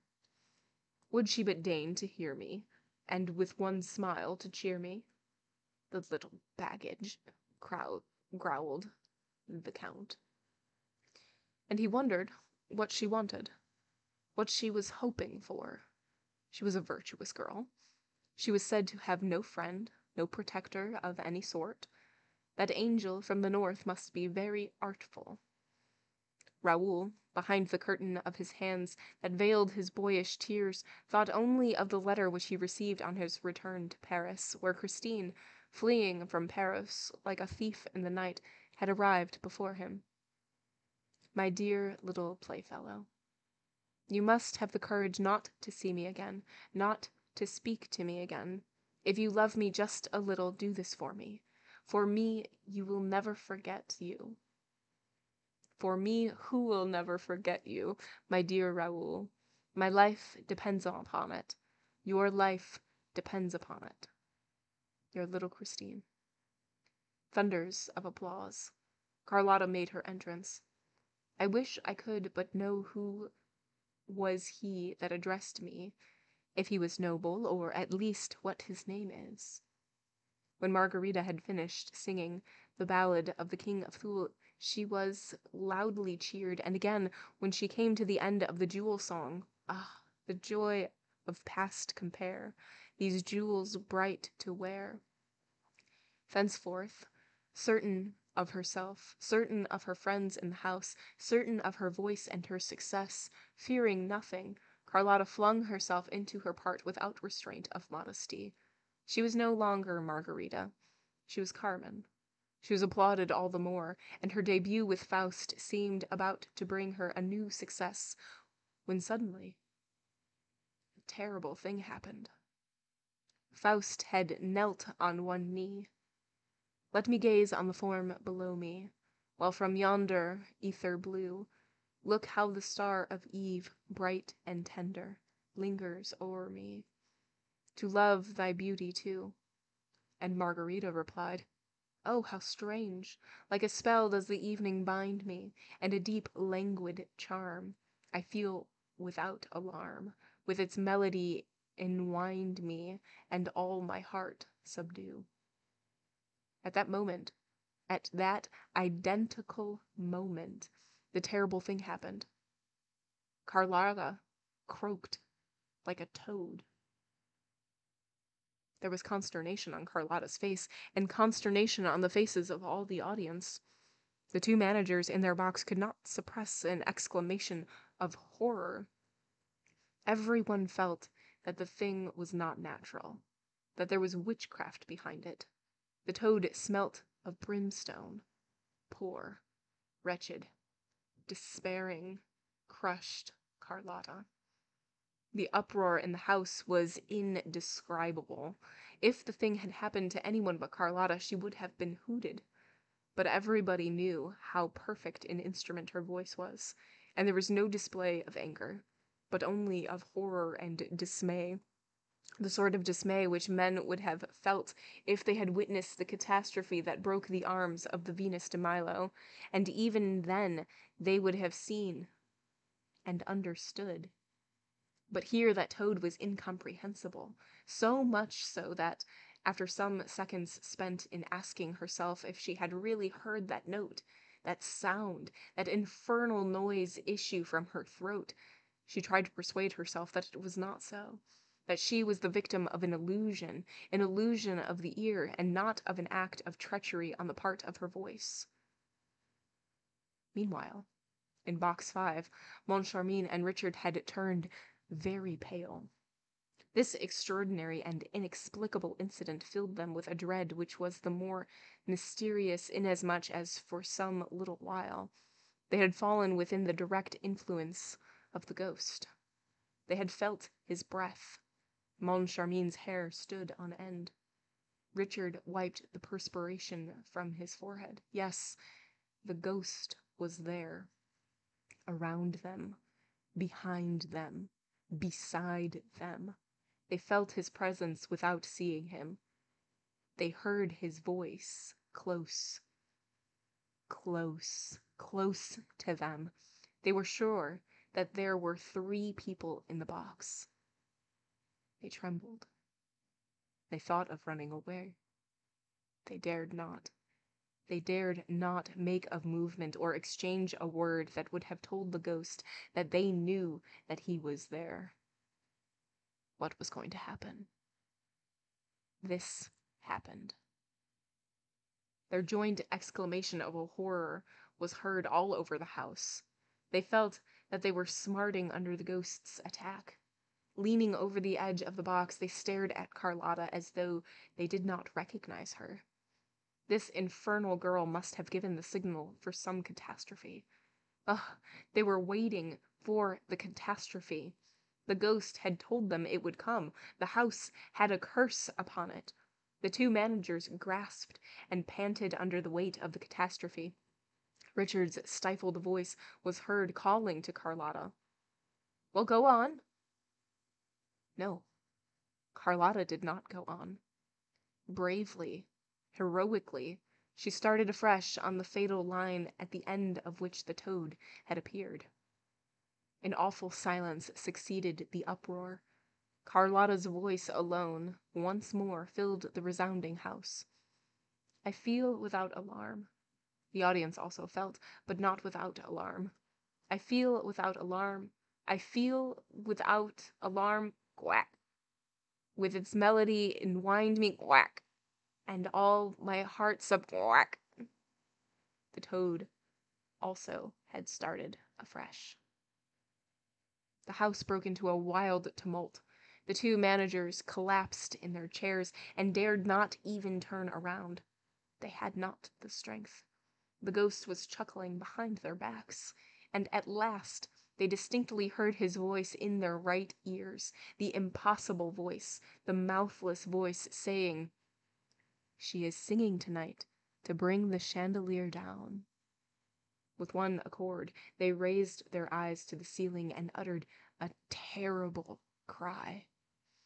The chandelier, the immense mass of the chandelier was slipping down, coming toward them at the call of that fiendish voice. Released from its hook, it plunged from the ceiling and came smashing into the middle of the stalls, amid 1,000 shouts of terror. A wild rush for the doors followed. The papers of the day state that there were numbers wounded and 1 killed. The chandelier had crashed down upon the head of the wretched woman who had come to the opera for the first time in her life. The one whom Monsieur Richard had appointed to succeed Madame Giry, the ghost's box-keeper in her functions. She died on the spot, and the next morning a newspaper appeared with this headline: 200 kilos on the head of a concierge. That was her sole epitaph. End of chapter 7. Okay, so that's exciting. That's amazing. And now we have officially come to every part of this story that I know. We got to the chandelier. I know absolutely nothing now. So, chapter 7. Richard and Moncharmin decide that they are going to go into box 5 while Faust is playing because they need to get to the bottom of this opera ghost. And in the morning, they receive a note from the opera ghost with 5 demands. One of them being, you need to bring back Madame Giry. She's the best box keeper, all of these types of things. Carlotta will not be performing tonight. She will be ill, and Christine needs to play this part. Something about, like, how to pay the money. I don't remember the other ones.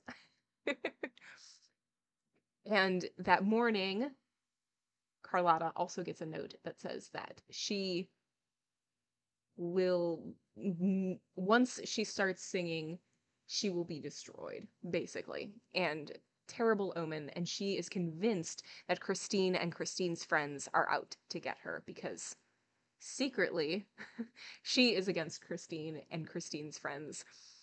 And so she's like, well, I'm absolutely gonna get, so she gets all of her friends and she's like, you need to go and support me because this terrible person is trying to oust me. So the first act happens, nothing.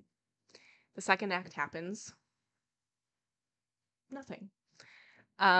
During the like intermission between these acts, we get alarm that there is going to be a cabal between Christine's friends and Carlotta's friends, and the managers are like, well, that's weird, but they leave the box to go and like inspect it. And before that, we also get a peek to see that Raoul is there, and we know that Christine left him a note that he found when he returned home that said basically, you can never talk to me, you can never see me again. If either of these things happen, you will die and I will die. Just a light and airy note. And we also see that the person who is going to be replacing Madame Geary has been invited, and that is Richard's concierge. He's invited her to have a really good seat so that she can see the show, since she'll be like behind the scenes taking care of things, blah blah blah. And it's her very first time at the opera. She's never been. It's all very exciting. The third act comes, and Carlotta is starting to sing, and all of a sudden terrible noises just start wreaking havoc. She can no longer sing amazing. She's just like a toad. And she tries again. Same thing. And up in box 5, our good old managers feel the ghost. When they returned, in between the intermission, they saw opera glasses and they saw a box of chocolates. And so they're like, well, that's weird. That's what Madame Geary said, that the opera ghost leaves her, is chocolates as like a thank you. But they sit down and they know that the ghost is there. They can feel the ghost's presence. And as all of this is happening on stage, the opera ghost whispers to them, basically, it's your fault. And also, look at the chandelier. Carlotta's singing is attracting the chandelier. And they look up, and sure enough, the chandelier is becoming loose and falls and crashes and kills the concierge who is going to replace Madame Geary and injures a bunch of people. And that's where the chapter ended. I am excited. Wild. I loved that chapter. Loved it. I'm enjoying this so much right now. A definite ouch. Yeah. But I'm super enjoying this. All right. Shall we?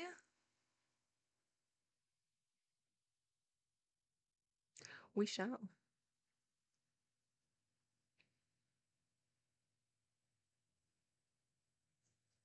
Chapter 8. The Mysterious Brougham. That tragic evening was bad for everybody. Carlotta fell ill. As for Christine Daaé, she disappeared after the performance. A fortnight elapsed during which she was seen neither at the opera nor outside. Raoul, of course, was the first to be astonished at the prima donna's absence. He wrote to her at Madame Valerius's flat and received no reply. His grief increased, and he ended by being seriously alarmed at never seeing her name on the program. Faust was played without her. One afternoon he went to the manager's office to ask the reason of Christine's disappearance. He found them both looking extremely worried. Their own friends did not recognize them. They had lost all their gaiety and spirit. They were seen crossing the stage with hanging heads, careworn brows, pale cheeks, as though pursued by some abominable thought, or a prey to some persistent sport of fate. The fall of the chandelier had involved them in no little responsibility, but it was difficult to make them speak about it. The inquest had ended in a verdict of accidental death, caused by the wear and tear of the chains by which the chandelier was hung from the ceiling. But it was the duty of both the old and the new managers to have discovered this wear and tear, and to have remedied it in time. And I feel bound to say that Messieurs Richard and Moncharmin at this time appeared so changed, so absent-minded, so mysterious, so incomprehensible, that many of the subscribers thought that some event even more horrible than the fall of the chandelier must have affected their state of mind. In their daily intercourse, they showed themselves very patient, except with Madame Giry, who had been reinstated in her functions, and their reception of the Vicomte de Chagny, when he came to ask about Christine, was anything but cordial. They merely told him that she was taking a holiday. He asked how long the holiday was for, and they replied curtly that it was for an unlimited period, as Mademoiselle Daaé had requested leave of absence for reasons of health. "Then she is ill?" he cried. "What is the matter with her?" "We don't know." "Didn't you send the doctor of the opera to see her?" "No, she did not ask for him, and as we trust her, we took her word." Raoul left the building a prey to the gloomiest thoughts. He resolved, come what might, to go and inquire of Mamma Valerius. He remembered the strong phrases in Christine's letter, forbidding him to make any attempt to see her. But what he had seen at Paros, what he had heard behind the dressing-room door, his conversation with Christine at the edge of the moor, made him suspect some machination which, devilish though it might be, was none the less human. The girl's highly strung imagination, her affectionate and credulous mind, the primitive education which had surrounded her childhood with a circle of legends, the constant brooding over her dead father, and, above all, the state of sublime ecstasy into which music threw her from the moment that this art was made manifest to her in a certain exceptional condition, as in the churchyard at Paros. All this seemed to him to constitute a moral ground only too favorable for the malevolent designs of some mysterious and unscrupulous person, of whom was Christine Daaé the victim. This was the very reasonable question which Raoul put to himself as he hurried off to Mamma Valerius. He trembled as he rang at a little flat in the Rue Notre Dame des Victoires. I don't speak French. I apologize to literally every person who can speak French and is offended. The door was opened by the maid whom he had seen coming out of Christine's dressing room one evening.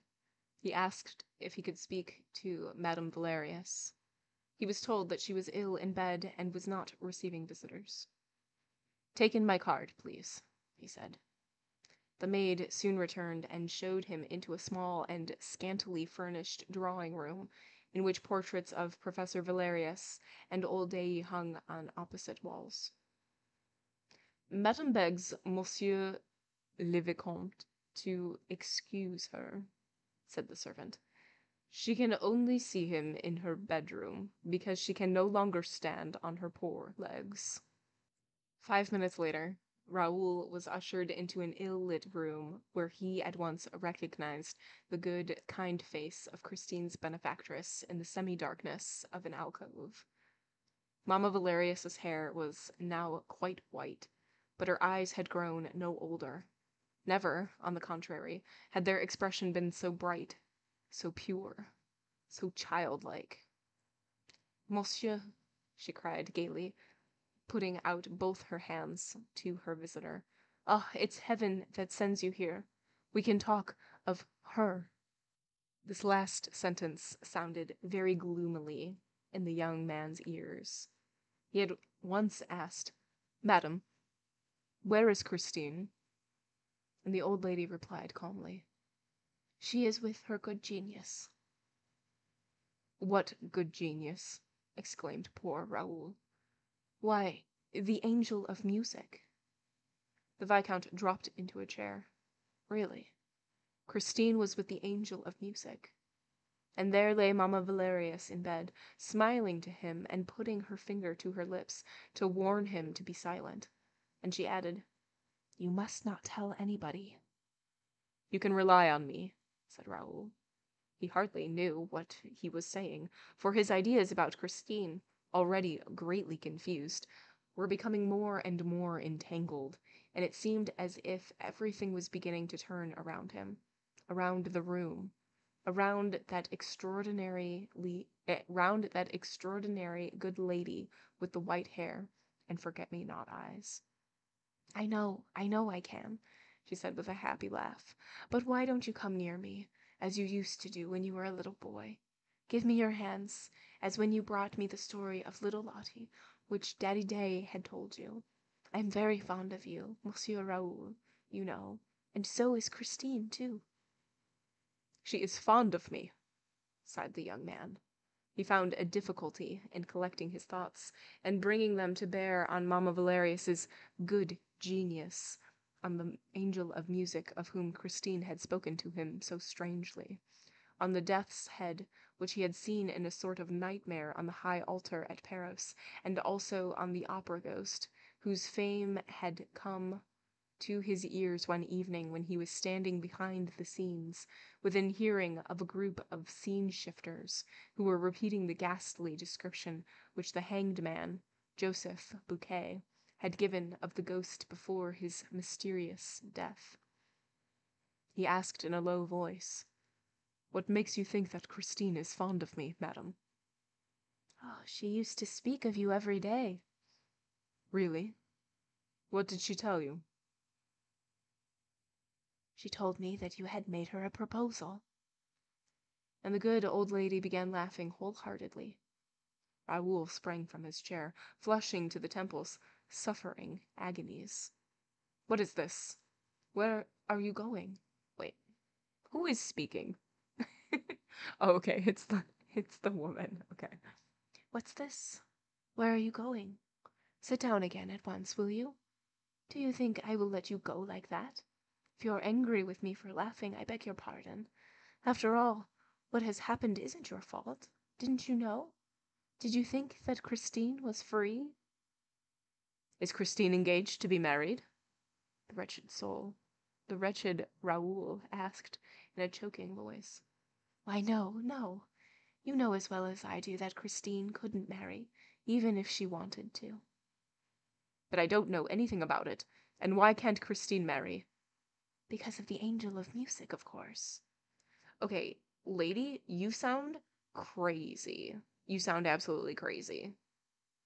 I mean, we know that you're not, but you sound downright crazy. I don't follow. "Yes, he forbids her to." He forbids her? The angel of music forbids her to marry? "Oh, he forbids her, without forbidding her. It's like this. He tells her that, if she got married, she would never hear him again. That's all. And that he would go away forever.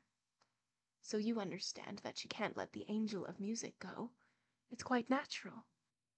Yes, yes, Raoul echoed submissively. It's quite natural. Besides, I thought Christine had told you all that when she met you at Paros, where she went with her good genius." Oh, she went to Paros with her good genius, did she?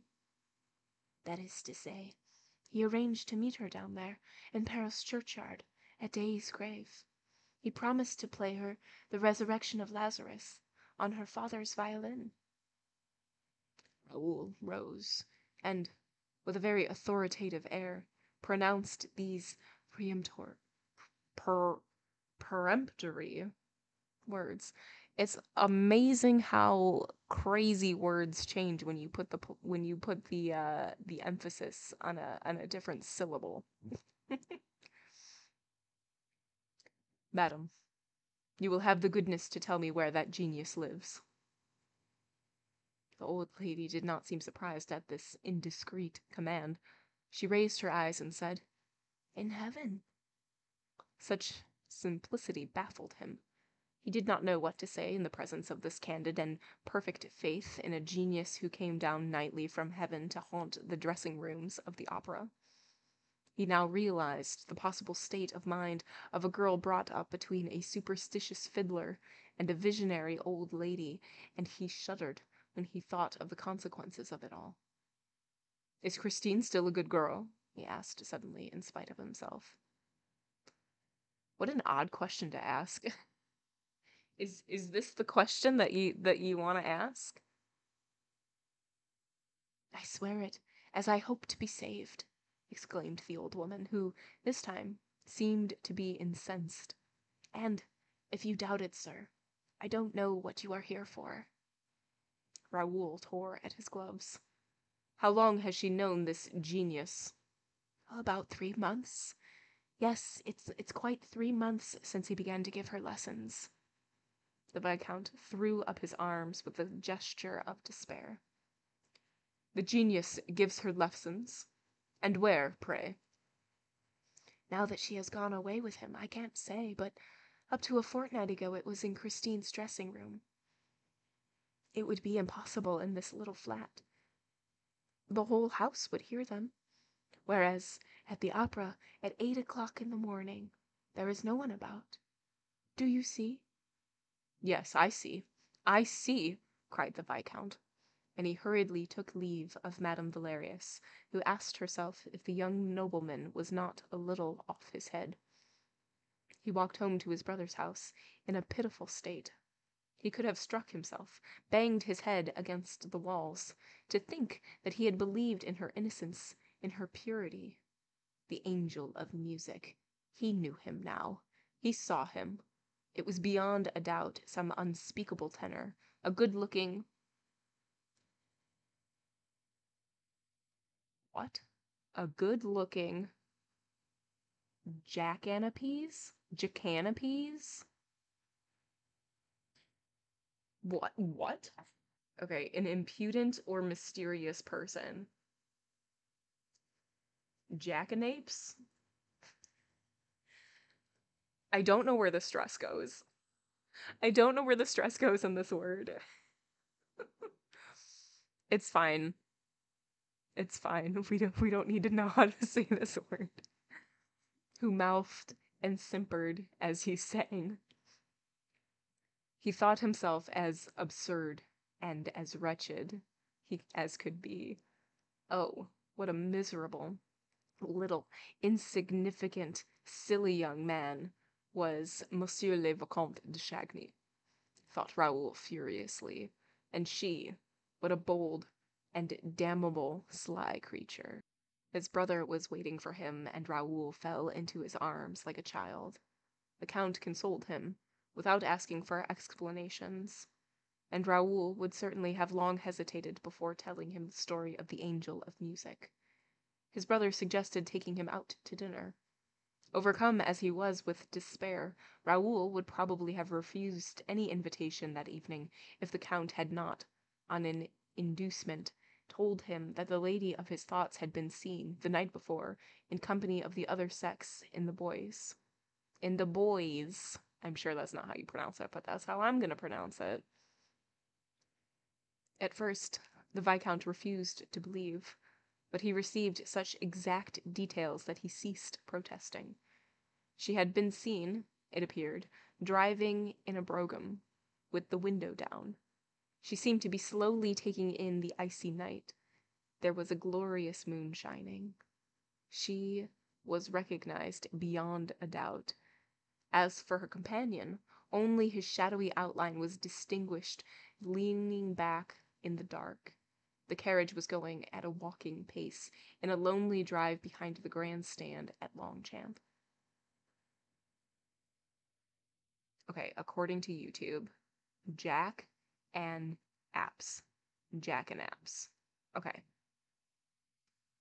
It's wild. It's wild. Raoul dressed in frantic haste, prepared to forget his distress by flinging himself, as people say, into the vortex of pleasure.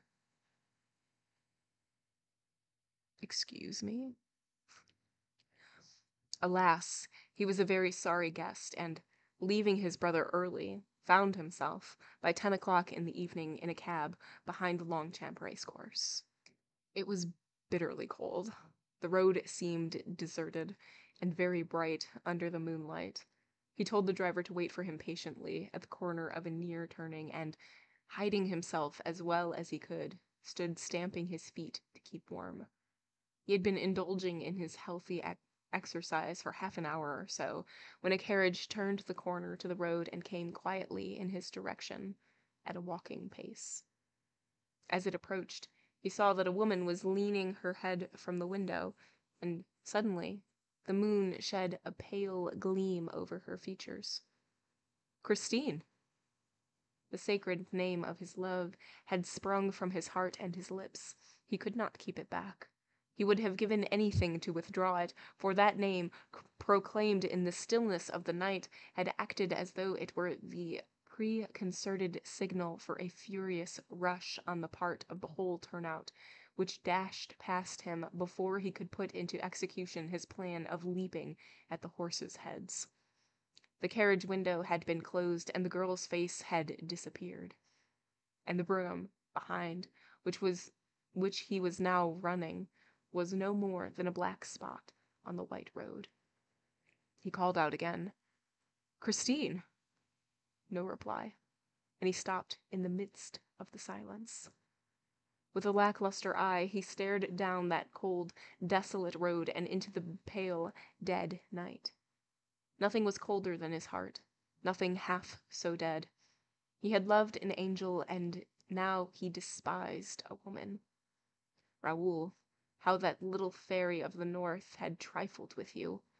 Was it really necessary to have so fresh and young a face, a forehead so shy and always ready to cover itself with the pink blush of modesty, in order to pass in the lonely night, in a carriage and pair, accompanied by a mysterious lover? Surely there should be some limit to hypocrisy and lying. She had passed without answering his cry, and he was thinking of dying, and he was 20 years old. His valet found him in the morning, sitting on his bed. He had not undressed, and the servant feared, at the sight of his face, that some disaster had occurred. Raoul snatched his letter from the man's hand. He had recognized Christine's paper and handwriting. She said, "Dear, go to the masked ball at the opera on the night after tomorrow, at 12 o'clock. Be in the little room behind the chimney place of the big crush room. Stand near the door that leads to the rotunda. Don't mention this appointment to anyone on earth. Wear a white domino and be carefully masked. As you love me, do not let yourself be recognized. Christine." And that is the end of chapter 8. Okay, so chapter 8. The opera is back in operation. I'm too proud of that. The opera's back in operation after the chandelier fall, but Christine is not there. And Raoul has been trying to get a hold of her. He went to the opera house. She's not there. He has written her letters at the place that she's staying. No answers. He went to the box office to see, like, where she is, and they're like, she's on vacation or on holiday. We don't know when she's going to be back because of health issues. So he's, like, all affright. So he goes to where she's staying, and he comes upon Mama Valerius. And that's where she's staying. And Mama Valerius basically says, like, oh, like, of course she's not going to marry you. She can't marry anybody because of the angel of music. And Raoul is like, okay, but, like, what? And Valerius is like, yeah, like, she went to Paros because the angel of music promised to play Lazarus on her dad's old violin, and he used to give her lessons, and he's like, wait, where did he used to give her lessons? And she's like, oh, silly, it wasn't here because everybody would hear them, but obviously at the opera house in her dressing room at like 8 in the morning because nobody was there. And he's super distraught by this, and he's like, okay, well, where is she now? And Valerius is like, obviously she's with the angel of music, duh. And so he runs out, all upset, in a huff. And as he's like in the streets, he sees her. He sees her like in the little like carriage and yells towards her. She doesn't hear him, or at least doesn't acknowledge. And he's like running after her, and the carriage disappears. And he like goes home, is super distraught. And then he gets a letter from Christine that says, go to this ball, don't be recognized. Meet me at this very extremely specific place. I will see you then. One more chapter. So many drama llamas in this book. There really are. Every single person has something dramatic going on. And I'm actually super appreciating the way that this is like structured. Like in the chapter where like the chandelier fell. I love that it's like they are like getting a scene, and then we get lines from like the opera that's happening, and then we get another scene, and then like more lines, and I like it. It's some nice writing style, nice structure. Maybe Christine needs a fiery car. Maybe. I think so. I think you're absolutely right. uh Chapter 9. At the masked ball. Are we getting some mask action? I'm excited. Chapter 9. At the masked ball. The envelope was covered with mud and unstamped. It bore the words, to be handed to Monsieur le Vicomte Raoul de Chagny, with the address in pencil. It must have been flung out in the hope that a passerby would pick it up and deliver it, which was what happened. The note had been picked up on the pavement of the Place de l'Opera. Raoul read it over again with fevered eyes. No more was needed to revive his hope. The somber picture which he had for a moment imagined of a Christine forgetting her duty to herself made way for his original conception of an unfortunate, innocent child, the victim of imprudence and exaggerated sensibility. To what extent, at this time, was she really a victim? Whose prisoner was she? Into what whirlpool had she been dragged? He asked himself these questions with a cruel anguish, but even this pain seemed endurable beside the frenzy into which he had thrown at the thought of a lying and deceitful Christine. What had happened? What influence had she undergone? What monster had carried her off, and by what means? By what means, indeed, but that of music? He knew Christine's story. After her father's death, she acquired a distaste of everything in life, including her art. She went through the conservatoire like a poor, soulless singing machine, and, suddenly, she awoke as though through the intervention of a god. The angel of music appeared upon the scene. She sang Margarita in Faust, and triumphed. The angel of music. For 3 months, the angel of music had been giving Christine lessons. Ah, he was a punctual singing master. And now he was taking her for drives in the boys. Raoul's fingers clutched at his flesh, above his jealous heart. In his inexperience, he now asked himself with terror what game the girl was playing. Up to what point could an opera singer make a fool of a good-natured young man quite new to love? Oh, misery. Thus did Raoul's thoughts fly from one extreme to the other. He no longer knew whether to pity Christine or to curse her, and he pitied and cursed her turn and turn about. At all events, he bought a white domino. The hour of the appointment came at last, with his face in a mask trimmed with long, thick lace, looking like a,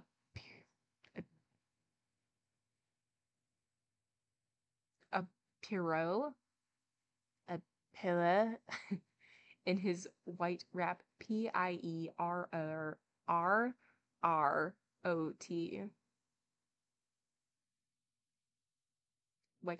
like a something, in his white wrap. The Viscount thought himself very ridiculous. Any of various Lycaenid butterflies of the genera Toricus and Castalia, notable for white contrasting with brown or black on the underwings. Alright, cool. Looking like a butterfly. Looking like a butterfly in his white wrap, the Viscount thought himself very ridiculous. Men of the world do not go to the opera ball in fancy dress. It was absurd. One thought, however, consoled the Viscount. He would certainly never be recognized. This ball was an exceptional affair. Given some time before Shrovetide, in honor of the anniversary of the birth of a famous draftsman, and it was expected to be much noisier, more bohemian than the ordinary masked ball. Numbers of artists had arranged to go, accompanied by a whole cohort of models and pupils who, by midnight, began to create a tremendous din. A stock male character in French pantomime with a sad, white-painted face, a loose white costume, and a pointed hat. Thank you. I know exactly what that is now. That makes so much more sense. Instead of looking like a butterfly. Okay, cool. Thank you so much. Raoul climbed the grand staircase at 5 minutes to 12. Did not linger to look at the motley dresses displayed all the way up the marble steps, one of the richest settings in the world. Allowed no facetious mask to draw him into a war of wits, replied to no jests, and shook off the bold familiarity of a number of couples who had already become a trifle too happy. Crossing the big crush room and escaping from a mad whirl of dancers in which he was caught for a moment, he at last entered the room mentioned in Christine's letter. He found it crammed, for this small space was the point where all those who were going to supper in the rotunda crossed those who were returning from taking a glass of champagne. The fun, here, waxed fast and furious. Raoul leaned against a doorpost and waited. He did not wait long. A black domino passed and gave a quick squeeze to the tip of his fingers. He understood that it was she, and followed. "Is that you, Christine?" he asked between his teeth. The black domino turned round promptly and raised her finger to her lips, no doubt to warn him not to mention her name again. Raoul continued to follow in her silence. He was afraid of losing her, after meeting her again in such strange circumstances. His grudge against her was gone. He no longer doubted that she had nothing to reproach herself with. However peculiar and inexplicable her conduct might seem, he was ready to make any display of clemency, forgiveness, or cowardice. He was in love, and no doubt he would soon receive a very natural explanation of her curious absence. The black domino turned back from time to time to see if the white domino was still following. As Raoul once more passed through the great crush room, this time in the wake of his guide, he could not help noticing a group crowding round a person whose disguise, eccentric air, and gruesome appearance were causing a sensation. It was a man dressed in all scarlet, with a huge hat and feathers on the top of a wonderful death's head. From his shoulders hung an immense red velvet cloak, which trailed along the floor like a king's train, and on this cloak was embroidered in gold letters, which everyone read and repeated aloud. "Don't touch me. I am Red Death stalking abroad." Then one, greatly daring, did try to touch him, but a skeleton hand shot out of a crimson sleeve and violently seized the rash one's wrist, and he, feeling the clutch of the knuckle bones, the furious grasp of death, uttered a cry of pain and terror. When Red Death released him at last, he ran away like a very madman, pursued by the jeers of the bystanders. It was at this moment that Raoul passed in front of the funereal masquerader, who had just happened to turn in his direction, and he nearly exclaimed, The death's head of Perros!" He had recognized him.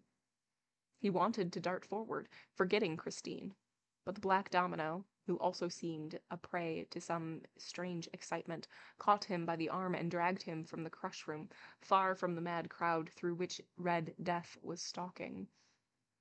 The black domino kept on turning back, and, apparently, on 2 occasions saw something that startled her, for she hurried her pace and Raoul's as though they were being pursued. They went up 2 floors. Here the stairs and corridors were almost deserted. The black domino opened the door of a private box and beckoned to the white domino to follow her. Then Christine, whom he recognized by the sound of her voice, closed the door behind them and warned him in a whisper to remain at the back of the box and on no account to show himself. Raoul took off his mask. Christine kept hers on, and when Raoul was about to ask her to remove it, he was surprised to see her put her ear to the partition and listen eagerly for a sound outside. Then she opened the door ajar, looked out into the corridor, and said in a low voice, "He must have gone up higher." Suddenly she exclaimed, "He's coming down again." She tried to close the door, but Raoul prevented her, for he had seen, on the top step of the staircase that led to the floor above, a red foot, followed by another, and slowly, majestically, the whole scarlet dress of Red Death met his eyes, and he once more saw the death's head of Perros. "It's he!" he exclaimed. "This time he shall not escape me." But Christine had slammed the door at the moment when Raoul was on the point of rushing out. He tried to push her aside. Whom do you mean by he?" she asked in a changed voice. "Who shall not escape you?" Raoul tried to overcome the girl's resistance by force, but she repelled him with a strength which he would not have suspected in her. He understood, or thought he understood, and at once lost his temper.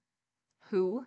he repeated angrily. "Why, he, the man who hides behind that hideous mask of death, the evil genius of the churchyard at Perros, Red Death. In a word, madam, your friend, your angel of music. But I shall snatch off his mask, as I shall snatch off my own, and this time we shall look at each other in the face, he and I, with no veil and no lies between us, and I shall know whom you love and who loves you." He burst into a mad laugh, while Christine gave a disconsolate moan behind her velvet mask. With a tragic gesture, she flung out her 2 arms, which fixed a barrier of white flesh against the door. "In the name of our love, Raoul, you shall not pass." Did I just imagine Gandalf saying "thou shalt not pass"? Maybe. He stopped. What had she said? In the name of their love? Never before had she confessed that she loved him, and yet she had had opportunities enough. Pooh! Her only object was to gain a few seconds. She wished to give the Red Death time to escape, and, in accents of childish hatred, he said, "You lie, madam, for you do not love me, and you have never loved me. What a poor fellow I must be to let you mock and flout me as you have done. Why did you give me every reason for hope at Perros, for honest hope, madam, For I am an honest man, and I believed you to be an honest woman, when your only intention was to deceive me. Alas, you have deceived us all. You have taken a shameful advantage of the candid affection of your benefactress herself, who continues to believe in your sincerity while you go about the opera ball with Red Death. I despise you. Okay. We need to calm down. You need to calm down, buddy. And he burst into tears. Okay, he's not calming down. She allowed him to insult her.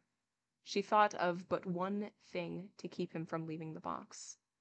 You will beg my pardon, one day, for all those ugly words, Raoul, and when you do, I shall forgive you. He shook his head. No, no, you have driven me mad, when I think that I had only one object in life, to give my name to an opera wench. Raoul, how can you? I shall die of shame. No, dear love, said Christine's grave and changed voice, and goodbye. Goodbye, Raoul. The boy stepped forward, staggering as he went. He risked one more sarcasm. Oh, you must let me come and applaud you from time to time. I shall never sing again, Raoul. Really, he replied, still more satirically. So he is taking you off the stage? I congratulate you, but we shall meet in the boys one of these evenings. Not in the boys, not anywhere, Raoul. You shall not see me again. May one ask at least to what darkness you are returning? For what hell are you leaving, mysterious lady, or for what paradise? I came to tell you, dear, that I can't tell you now. You would not believe me. You have lost faith in me, Raoul. It is finished. She spoke in such a despairing voice that the lad began to feel remorse for his cruelty. But look here, he cried. Can't you tell me what all this means? You are free. There is no one to interfere with you. You can go about Paris. You can put on a domino to come to the ball. Why do you not go home? What have you been doing this past fortnight? What is this tale about the angel of music which you have been telling Mamma Valerius? Someone may have taken you in, played upon your innocence. I was a witness of it myself at Paris, but you know what to believe now. You seem to me quite sensible, Christine. You know what you are doing. And meanwhile, Mamma Valerius lies waiting for you at home and appealing to your good genius. Explain yourself, Christine. I beg of you. Anyone might have been deceived as I was. What is this farce? Christine simply took off her mask and said, Dear, it is a tragedy.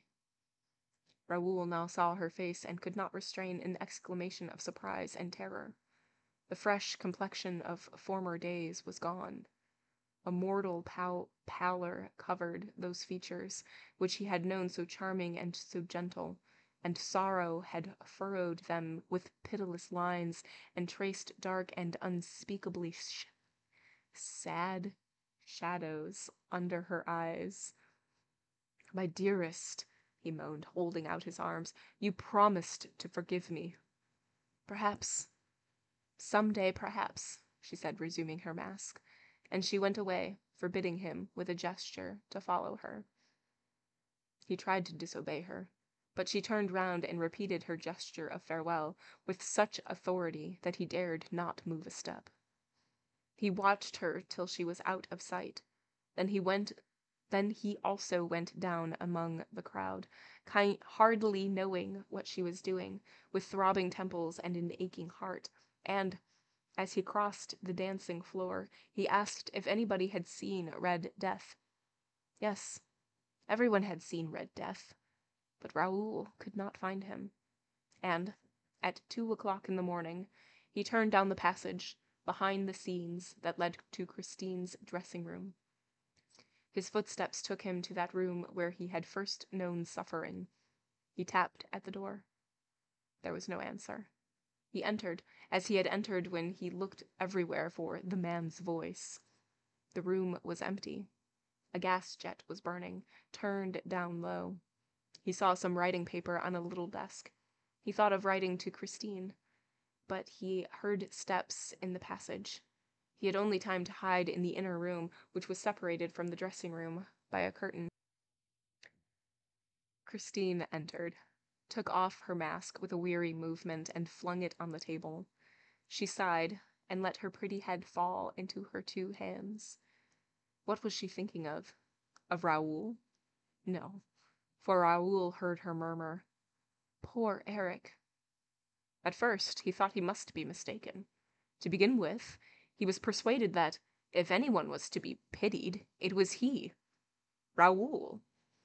It would have been quite natural if she had said "poor Raoul," after what had happened between them, but, shaking her head, she repeated, "Poor Erik." What had this Erik to do with Christine's sighs, and why was she pitying Erik when Raoul was so unhappy? Christine began to write, deliberately, calmly, and so placidly that Raoul, who was still trembling from the effects of the tragedy that separated them, was painfully impressed. What coolness, he said to himself. She wrote on, filling 2, 3, 4 sheets. Suddenly, she raised her head and hid the sheets in her bodice. She seemed to be listening. Raoul also listened. Whence came that strange sound? That distant rhythm? A faint singing seemed to issue from the walls. Yes, it was as though the walls themselves were singing. The song became plainer. The words were now distinguishable. He heard a voice, a very beautiful, very soft, very captivating voice. But for all its softness, it remained a male voice. The voice came nearer and nearer. It came through the wall. It approached, and now the voice was in the room, in front of Christine. Christine rose and addressed the voice as though speaking to someone. "Here I am, Erik," she said. "I am ready, but you are late." Raoul, peeping from behind the curtain, could not believe his eyes, which showed him nothing. Christine's face lit up. A smile of happiness appeared upon her bloodless lips, a smile like that of sick people when they receive the first hope of recovery. The voice without a body went on singing, and certainly Raoul had never in his life heard anything more absolutely and heroically sweet, more gloriously insidious, more delicate, more powerful, in short, more irresistibly triumphant. He listened to it in a fever, and he now began to understand how Christine was able to appear one evening before the stupefied audience with accents of a beauty hitherto unknown and a superhuman exultation, while doubtless still under the influence of the mysterious and invisible master. The voice was singing the wedding night song from Romeo and Juliet.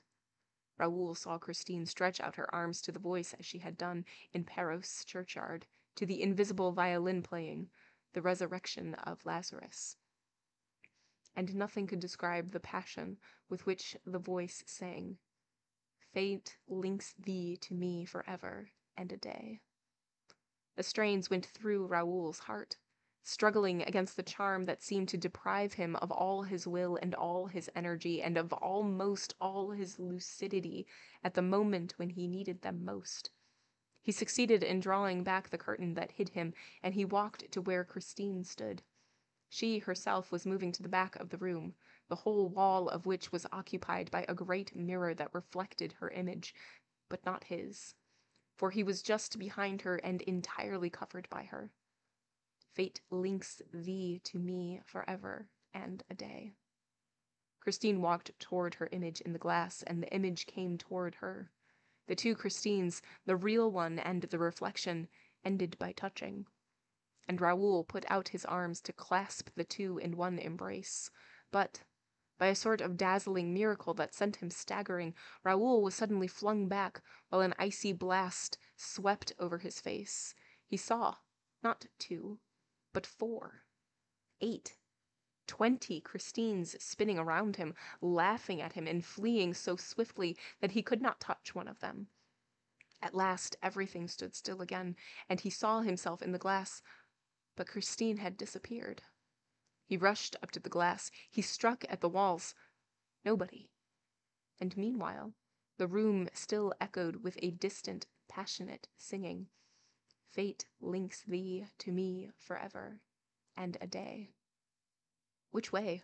Which way had Christine gone? Which way would she return? Would she return? Alas, had she not declared to him that everything was finished? And was the voice not repeating, "Fate links thee to me forever and a day"? To me? To whom? Then, worn out, beaten, empty-brained, he sat down on the chair which Christine had just left. Like her, he let his head fall into his hands. When he raised it, the tears were streaming down his young cheeks, real, heavy tears like those which jealous children shed, tears that wept of a sorrow which was in no way fanciful, but which is common to all the lovers on earth, and which he expressed aloud. "Who is Erik?" he said. End of chapter 9. Okay, so chapter 9 brings us to the masked ball. Christine and Raoul do meet up, but Red Death is there, and Red Death has the same face as the face of the being that Raoul saw at the graveyard in Paros. And so he's like, this dude has got to go. But Christine and Raoul run away, they hide, and they're hiding from Red Death. And Raoul is like, dude, why are we hiding from him? I am going to reveal him, and blah, blah, blah. And Christine is like, look, our love cannot handle that, but I can never see you again. And Raoul just bursts into tears, and he's so upset and so distraught, and he doesn't understand anything, and he's not really listening. And so Christine leaves. So does Raoul. Raoul, like, is stumbling about. He's just upset and mad, and he goes into Christine's dressing room, and he's, like, looking around to see if somebody's there, like, whatever. He's just being a creep. And he sees on Christine's desk, like, a bunch of papers, all these things. And so, like, he hears somebody, and he hides, and it's Christine. And Christine is distraught. And she is just like, oh, poor Erik. And Raoul is like, excuse me, I am upset. I should be getting a poor Raoul. Who is Erik? Who is Erik? And so he's just like livid in the shadows. And Christine writes a bunch of pages, and then we get a song from our good friend, the Angel of Music. And he's just repeating this one line from Romeo and Juliet. And then weird things happen. Raoul starts getting visions of many different Christines, and he's unable to get the attention of any of them. And then he's just really sad. And we end the chapter by Raoul saying, who is Erik? And that's where we ended. And that's where we're gonna end tonight. So yes. I'm enjoying it still so far. I like it. I like, you know, I don't know what I expected the book to be, but it is exceeding my expectations. I am interested in all of these different ways that Opera Ghost is like operating, and also like all of the different like relationships that Opera Ghost has, and then the relationships of all the people. They're all just, you know, connected. So that's going to be it for tonight, my friends. We'll pick up right where we left off with chapter 10 next week. Yeah, I was like, what day is it? Next week. I hope you all have a great night. I hope you have a great night, great weekend, all those good things. If I don't see you next stream, I hope to see you even sooner. As always, whether you lurk, whether you chat, I 1000% appreciate you, and I 1000% appreciate your support. See you all later. Bye.